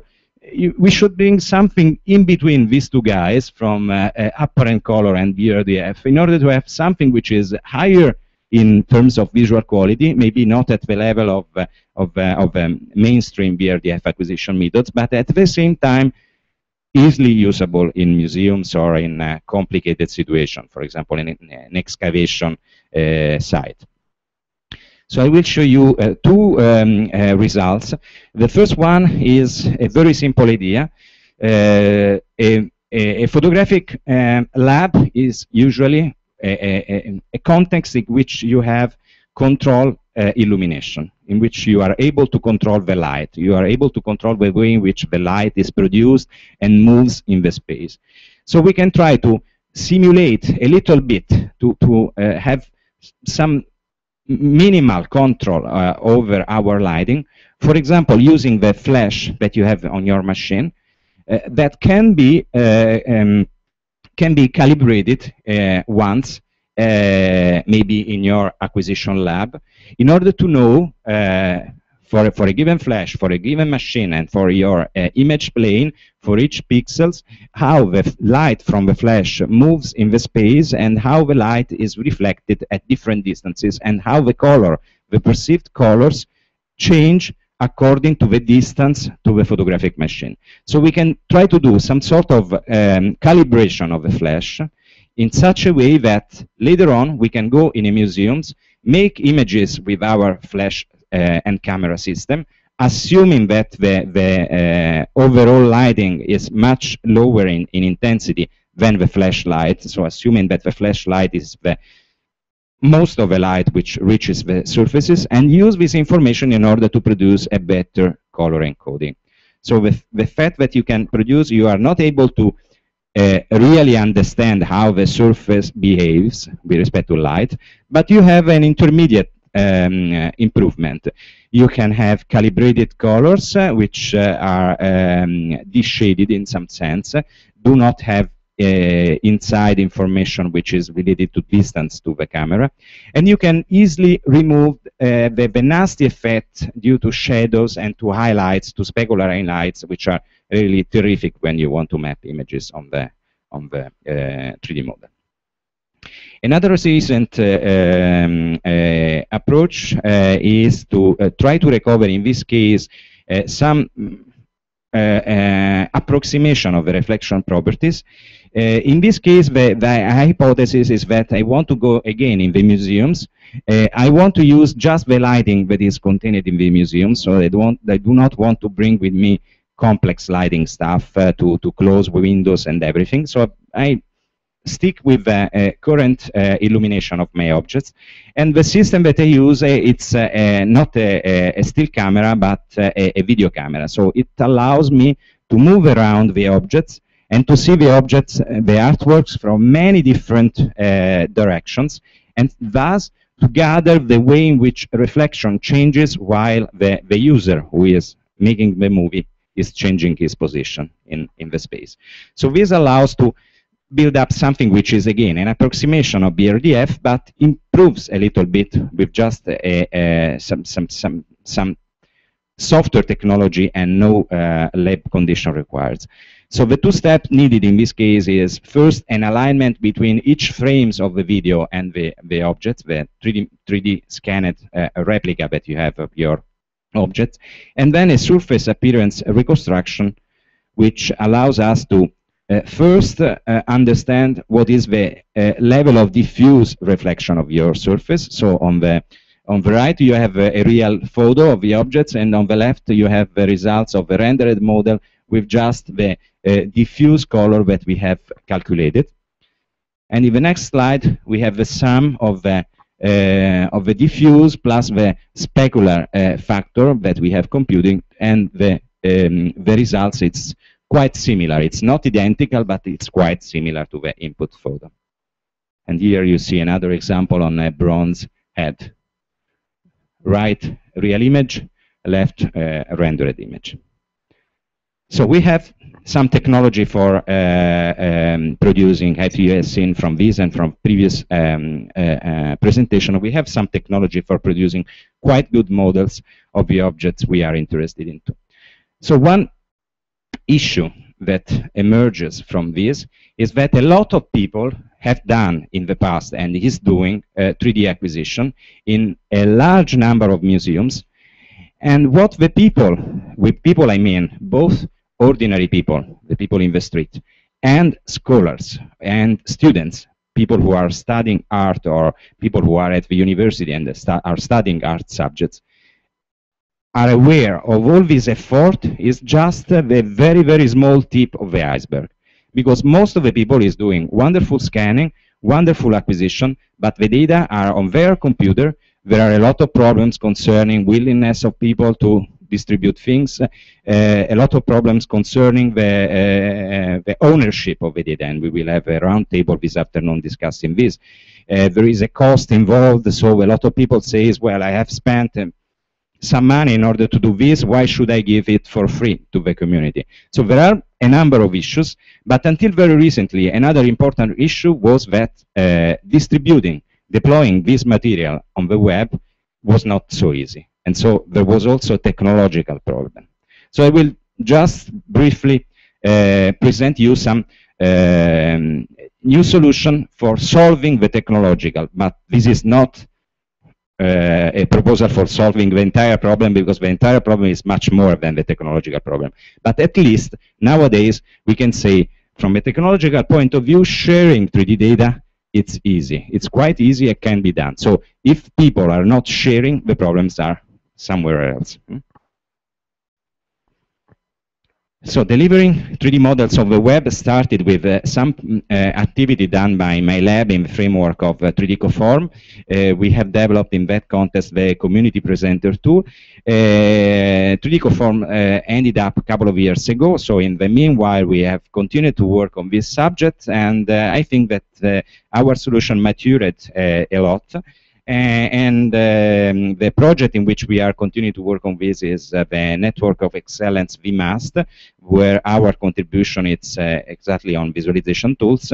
And let me just say, let me lose a couple of seconds. One of the very good results of this Network of Excellence was also the setup of the Federated Digital Heritage 2013 conference, which was a very successful one with more than 600 people attending, and will be done again in 2015. So stay tuned, because this can be an important place to go in order to have, in a single conference, a single week, a knowledge of what is going on in the entire domain, and to speak with a large number of people. So, end of the commercial. The new solution has been called 3D-Op, which stems from 3D Heritage Online Presenter. The idea of 3D-Op is to support the construction of multimedia presentations, so web-based presentation of your objects, so not just restricting to interactive manipulation of the 3D models, but giving also some help in joining the 3D model with other information. And the goals were that it should be easy to use and flexible, possibly oriented not to programmers but to web designers, in order to simplify the use of the system. What does 3D-Hop support? It is based on WebGL and SpiderGL, which are two instruments which allows you to put 3D data on the web by using standard web browsers without having the need of installing and running plugins, so separate programs which should be used to present the 3D data. 3D-Op supports progressive transmission and rendering of high-resolution geometry. This is really important because in many cases in the past people produce wonderful 3D model, but then was forced to simplify, to reduce a lot the size of a model in order to make it sufficiently light to be transmitted, to be manipulated virtually. So in this system, in 3D-Op, we have results of several years of research on multi-resolution methods, which allows to send the data on the purpose. So we send just the data which are needed in a given moment of time, and we have a multi-resolution representation from very coarse to very detailed, which is selectively sent to the user according to his need. It should be, we have done as much we could in order to simplify its use. It is based on a scripting language which allows you to easily spot what are the lines that you have to change in order to modify, for example, for introducing your dataset instead of one of the dataset that we give as example. And the our idea in terms of dissemination strategy is to support these systems. There is a web which describes 3D hop, and our idea is to support the system, not just describing the capabilities, but presenting a number of different incarnations, from a very simple to a much more complex, which can be immediately reused by the users. If any one of these simple layout, it's exactly what we were looking for, they can simply change the data and reuse everything without doing any changes, or if needed, they can do selective changes, but on the basis of something which has been already delivered and documented by someone else, and without requiring compilation, use of programming language, and so on. So, just to show you, there are different layout examples. This is the very simple one. In this case, you have 3 different objects, but it's just a didactical example which allows and explains you how to merge different objects in a single scene. Here you have a model with color. Here is a slightly more complicated example in which you are presenting a collection. So with the slider here in the bottom, you have a possibility to go through the several objects which are presented in these sample virtual museums. Whenever you select one of these, you have a 3-dimensional model here that you can navigate, and some textual information here which describes your object. This is a little bit more complicated. Let me try to open directly from the web. Terribly.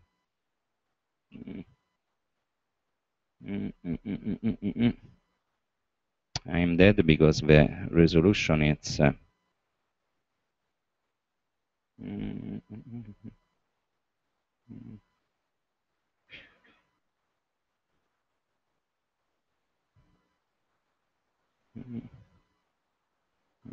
this is my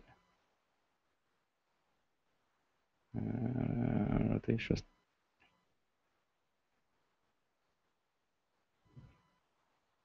Let's see if it is working. So this is a slightly more complicated layout. You have the classical buttons for zooming, zooming out, zooming in, for changing the lighting, so you can modify the lighting. You have here a number of buttons which allows you to go in a single click to a predefined location of your mesh. And this button below here, it's to show up the virtually restored representation of this helm.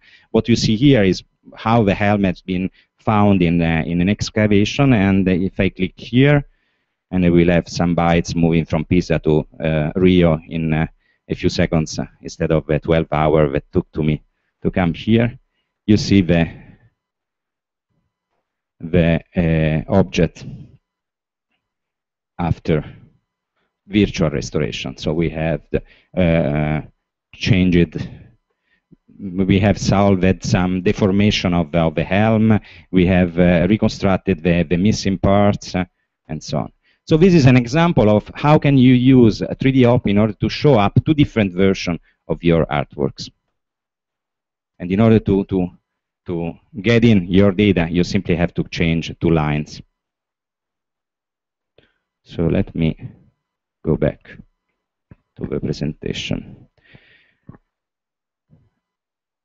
An activity that we are doing in 3D Op is also to provide many different interaction capabilities. So in some cases you have the classical trackballs, which allows you to rotate your objects in every direction.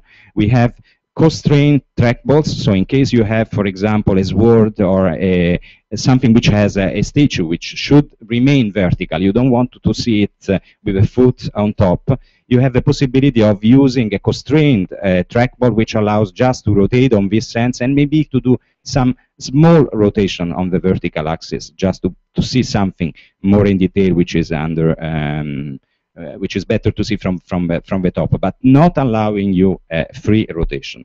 Another case is the visualization of a terrain or of an archaeological place like this one. In this case, we are in Pompeii. It's an insula of Pompeii. I don't see the mouse. It's an entire, oops.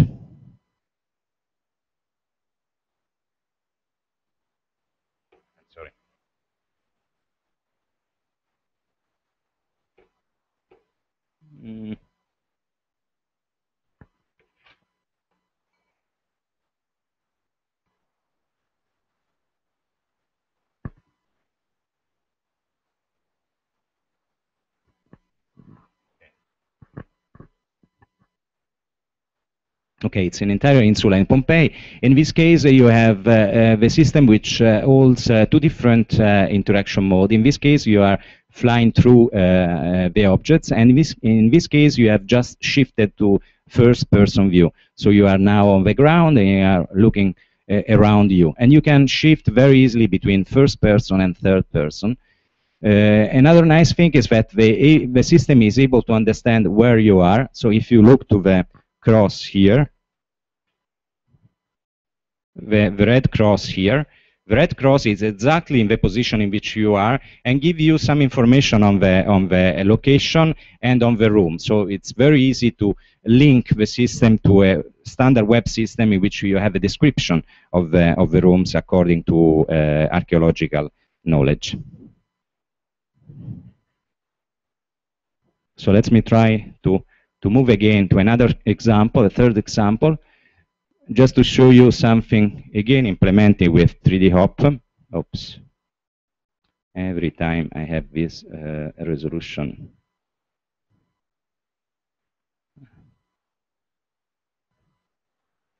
Problem.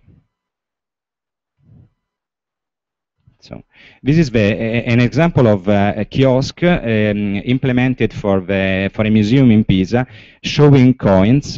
So let me choose English and let me enter in the system. This is very similar to another incarnation that you will able to see in the exhibition downstairs. It tells the story of the coins with a few classical web-based pages, and then it gives you the possibility to explore the collection of coins. You see we have a quite long list of different coins, so you may choose whichever you want. These coins are represented not as 3D models, but using reflection transformation imaging. So our images slightly more intelligent with standard images because allows you to relight from any direction according to the values that you have gathered while acquiring the images. And the system allows you also to show up possible links. In this case, we have just a single hotspot on this phase. And if you activate it, the system tells you something on the specific drawing and the mythological content of this drawing. And you can also flip the coin and see the other side. So this is another example where a basic 3D Hop technology has been used to implement something which could run both in a computer in the museums and on the web at the same time. And this is really important because until very recently, people working with the museums were requested to do different implementation for the museum channel and for the web channel. This was a terribly loss of time and added cost. So let me go back on PowerPoint.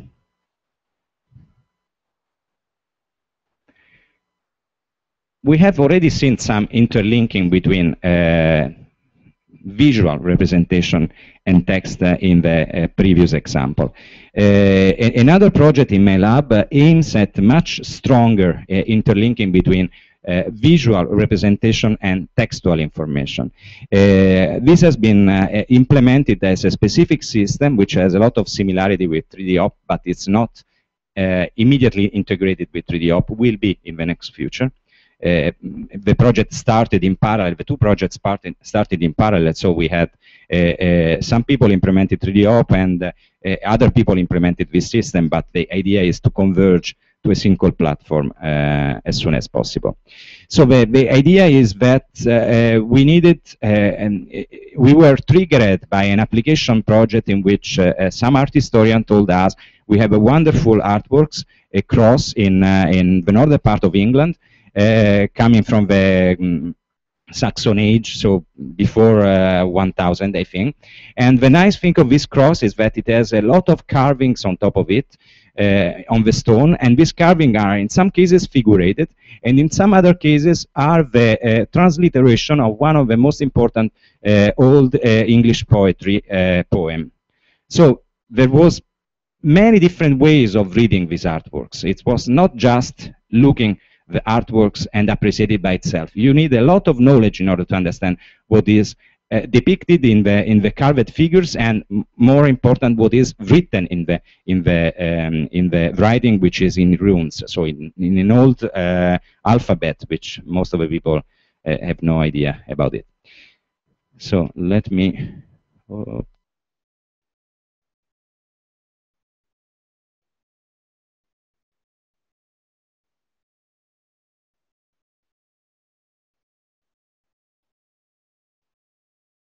Probably I'm too long if I exhausted poor translators that have to translate what I am saying.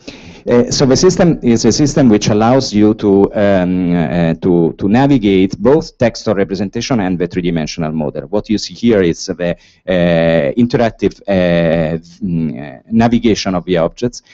As soon as the system discovers some regions where you have text, there are these yellow area that you probably have noticed a few seconds before, which allows you to, if clicked, to go on the corresponding page. And every time you are browsing a text, there are small icons which allows you to tell to the rendering system to move to a new direction, which is the best one to perceive what is described in the text.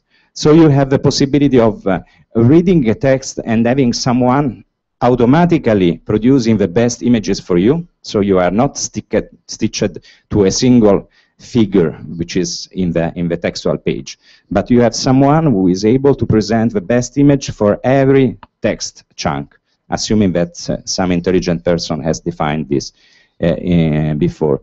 And you have the same on the three-dimensional object. Every time a person navigates the objects, if you have some information, it is able to warn you that if you click, you will get information.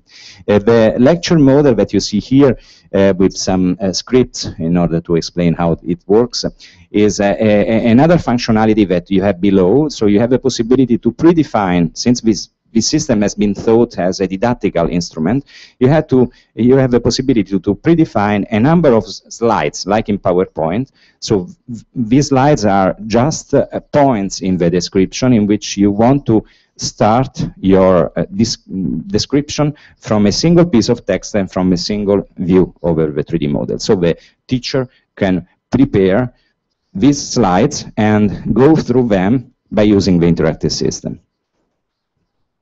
And here you see something concerning multi-resolution representation over another artwork. It's no more of a cross.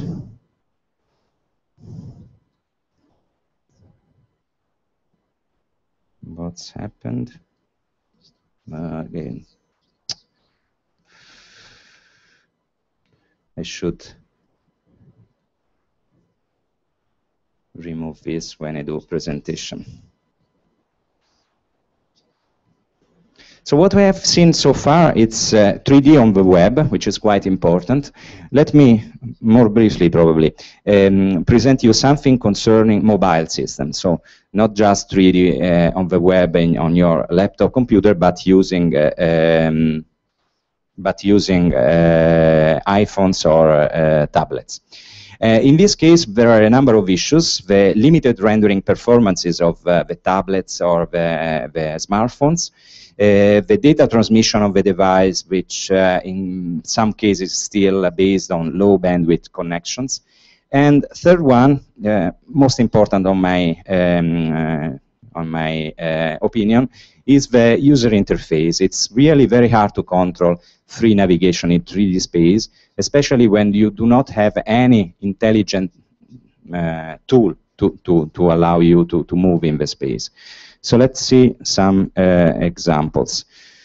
A first one is MeshLab that we delivered, MeshLab on iOS that we delivered 3 years ago, I think. And here the interaction is the typical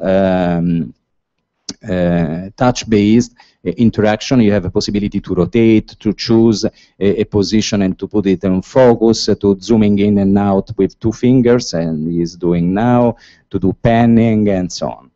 So the good news of this is that the vocabulary of interaction is quite easy and quite similar to what we are used to have with images and other media. And in terms of usability, we have not run an official usability study, but the multiple contact that we had with users was really highly positive. So most of the people told us, I feel much better in interacting with this system rather than with MeshLab or with the mouse. So the results seems to be quite good. But what we have seen so far in MeshLab for iOS, it's the simplest thing. You have an object and you rotate it in front of you. There are many other cases in which you have to navigate through a space. Imagine that you have an archaeological ruins or a building. Moving inside a building, moving down to a stairs and everything, and driving this with a 3D system, it's quite complicated. Even much more on a small screen and without any specific device. So in order to make it possible with virtual navigation, we started from an assumption that is that most of the 3D spaces that we have to manage can be simply, are not really wide, are not really complicated, and can be simply described by a single navigation path. So if you have a church, for example, the navigation path could be quite simple. You can have the person entering from the door, moving in the nave of the church, and ending up at the altar. And this allows you to see most of the environment. So the idea was to have an interface which allows the user to follow this predefined navigation path. He is able to go in front or backwards. And he is also able to look in any directions. Whenever he can rotate his head and look what is on the left and what is on the right. So let's see this in this poor video. Making this video was not so easy. I was holding the iPad in my hands, and I have a colleague trying to follow me with a digital camera. You see that I halted the progression of the virtual visit and started moving around in order to see what's around me. And I'm telling now to the system to go on the navigation path. I'm still again moving the iPad in order to see what I have on the left, on the right. So the movement of the iPad is detected by using the sensor which are inside the iPad, so it's totally automatic. And the user has to do nothing but moving these virtual windows all over the world in the direction he wants to see. So this is a very recent work, the previous one, and the very, very preliminary reaction seems to be also positive. But this is not enough if you have really a complex space. If you have a large building, and nowadays with 3D scanning technology, we can acquire an entire museum, an entire building, an entire historical house that is close to the public, and you want to make it, we want to allow the visit to anyone, even if the family who is living there, the noble family, don't want to have to be bothered by visitors. So in all these cases, defining a single linear path is not the right solution, so we need something different. We have technology which allows us to produce the 3D model, and we have the issue again of how moving, this time a highly complex model, many, many millions of triangles, many texture maps, a lot of images associated to the color information, and how to allow the user to navigate into the system. So young people able to use video games probably have no problems. People like myself and older have usually terrible problems in driving the navigation, maybe with the keyboard and the key on the keyboard.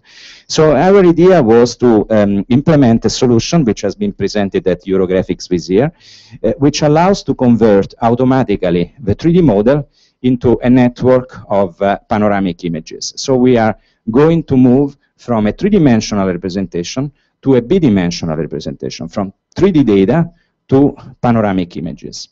And the nice point of this solution is that the construction of a network of panoramic images. Where do I have to put the panoramic images is something that is done automatically by the system. And the system is also able, once it has defined the center of all these panoramic images and the way in which you are allowed to move from one to the other, is also able to compute an high-quality video which allow to have the transition from one side to the other side. So the solution is a solution in which we first have an algorithmic step in which we, in order to construct the representation, we have an algorithm which navigates the model and understands which are the, in brackets, rooms, which are the different environment, the different places.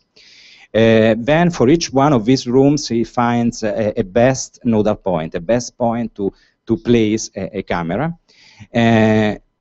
From these nodal points, he has a network of possible panoramic images. For each one of these, the system computes an high-quality panoramic image. So in these cases, the visual quality is better than you would have having a 3D model on the web, probably, because you can use any video production system which allows you to have a very good lighting and very good quality of the image.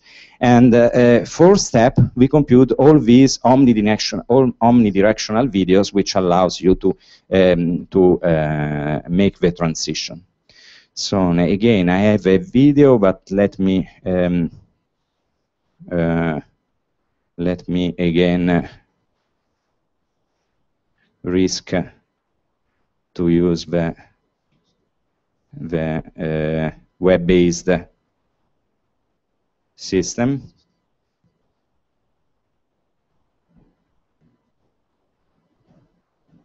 Immediately. And got an immediate crash because I tried to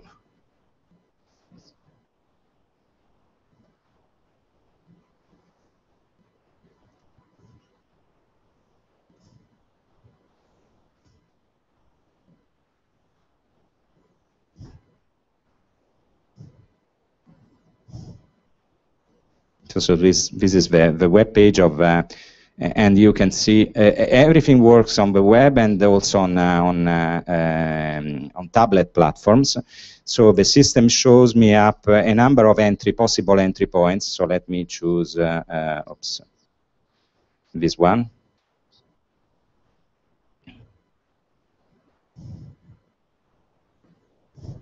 And I am in one of the rooms. Let me go in the basement of my museums or this type of fake museums. I have here some possible exiting places, and others are here, so I can move very easily from one to the other, and so on. So the idea is to be able to navigate this complex environment by simply having to click in specific position, specific options, and having the possibility to rotate my head everywhere. This results in a much lighter transmission and much less performance is required to the external users. Oops.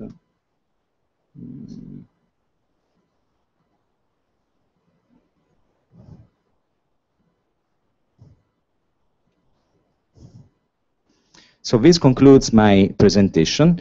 Just a few words to conclude, to resume. Do we have a future of our past in terms of cultural heritage artworks?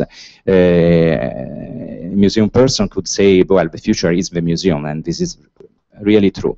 But I think that our technology improved so much in the last 10 years that we have now quite a large number of different technologies which allows us to build wonderful things that could help a lot, not just the dissemination to the public, but I think, more important from a cultural point of view, the study of art historians, the didactical activity with students, the restoration of artworks, in other words, to increase our insight over our heritage.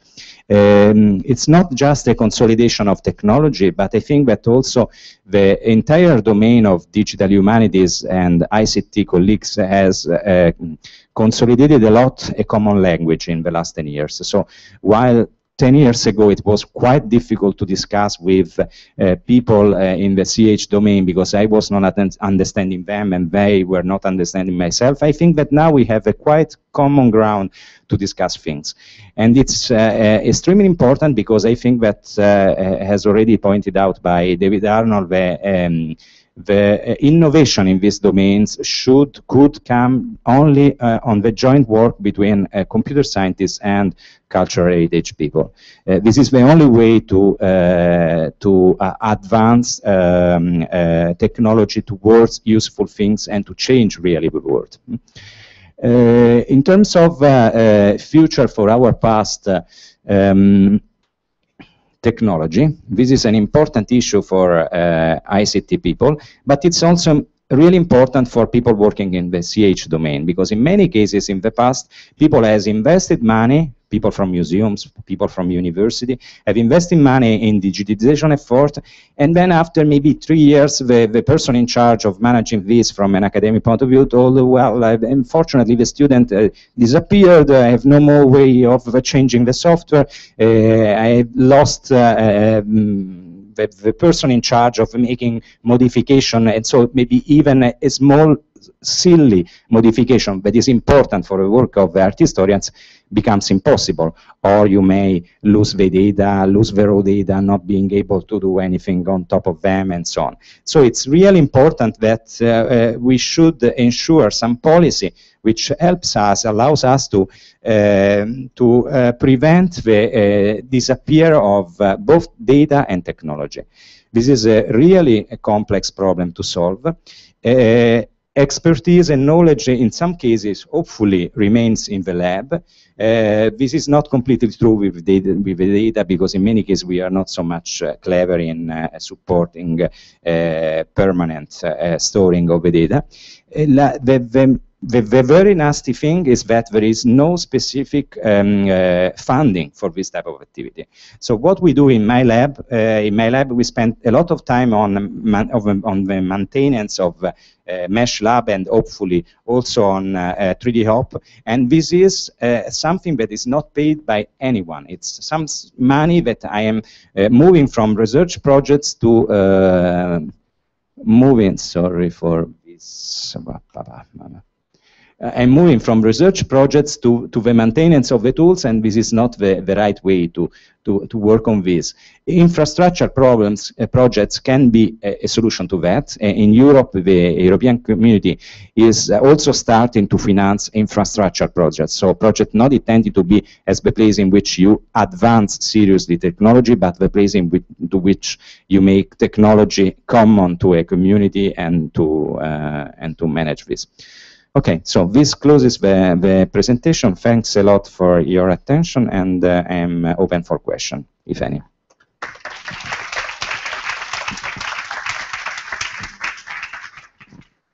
Thank you, Roberto, for the very nice talk and showing us so many interesting things. Temos perguntas da...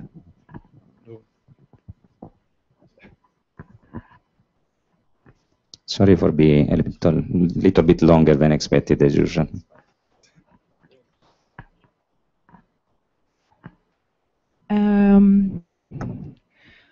I don't know if I missed something.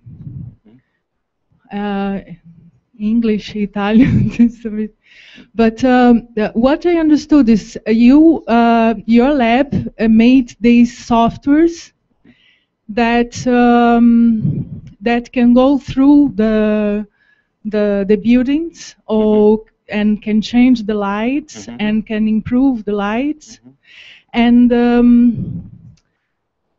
these are, I'm asking if I understood well. And another question is, you say that you invest a lot to make these softwares, and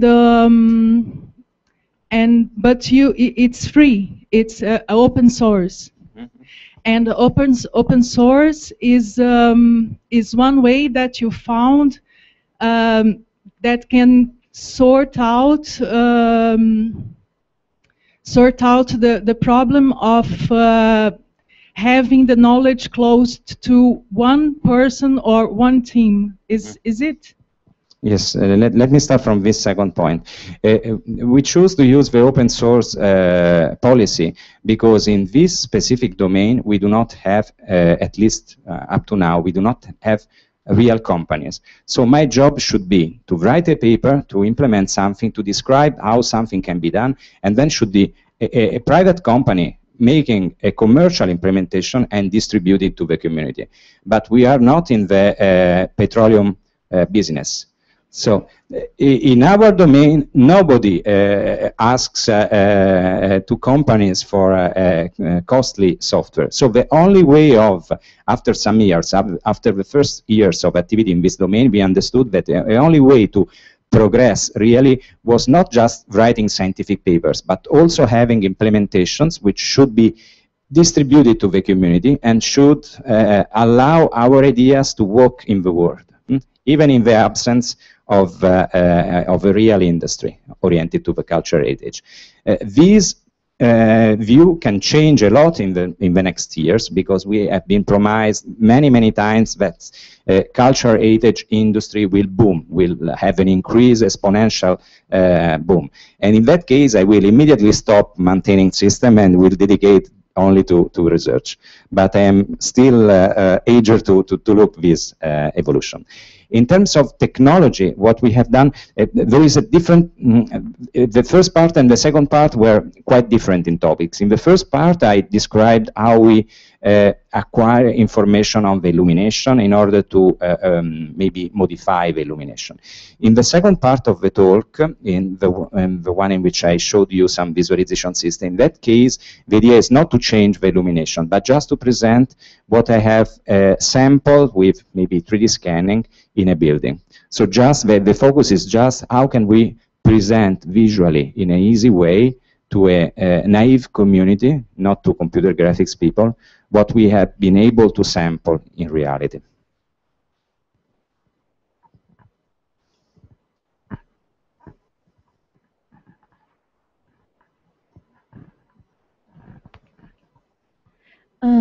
Do you have a quantitative parameter or a set of quantitative parameters for a 3D scanning, the final result?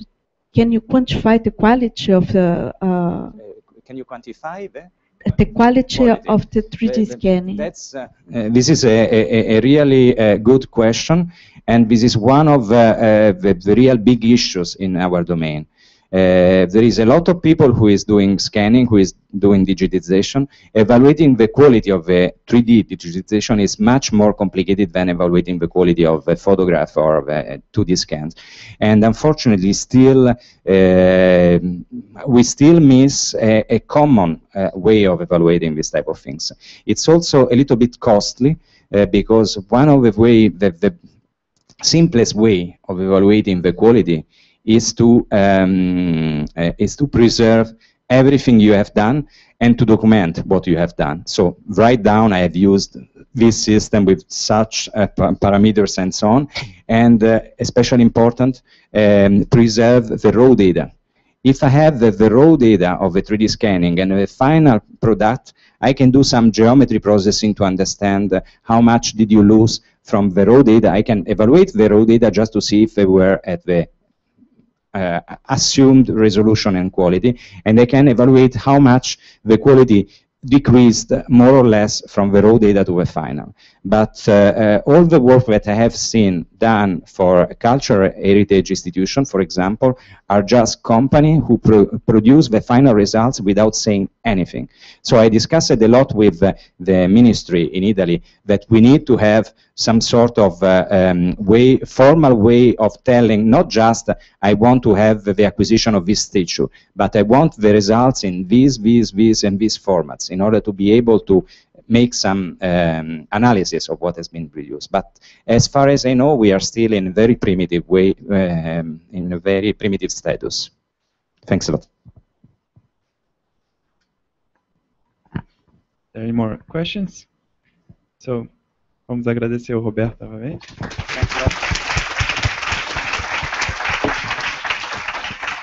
Vamos fazer um intervalo para o almoço e voltamos na parte da tarde, 1h20. Obrigado.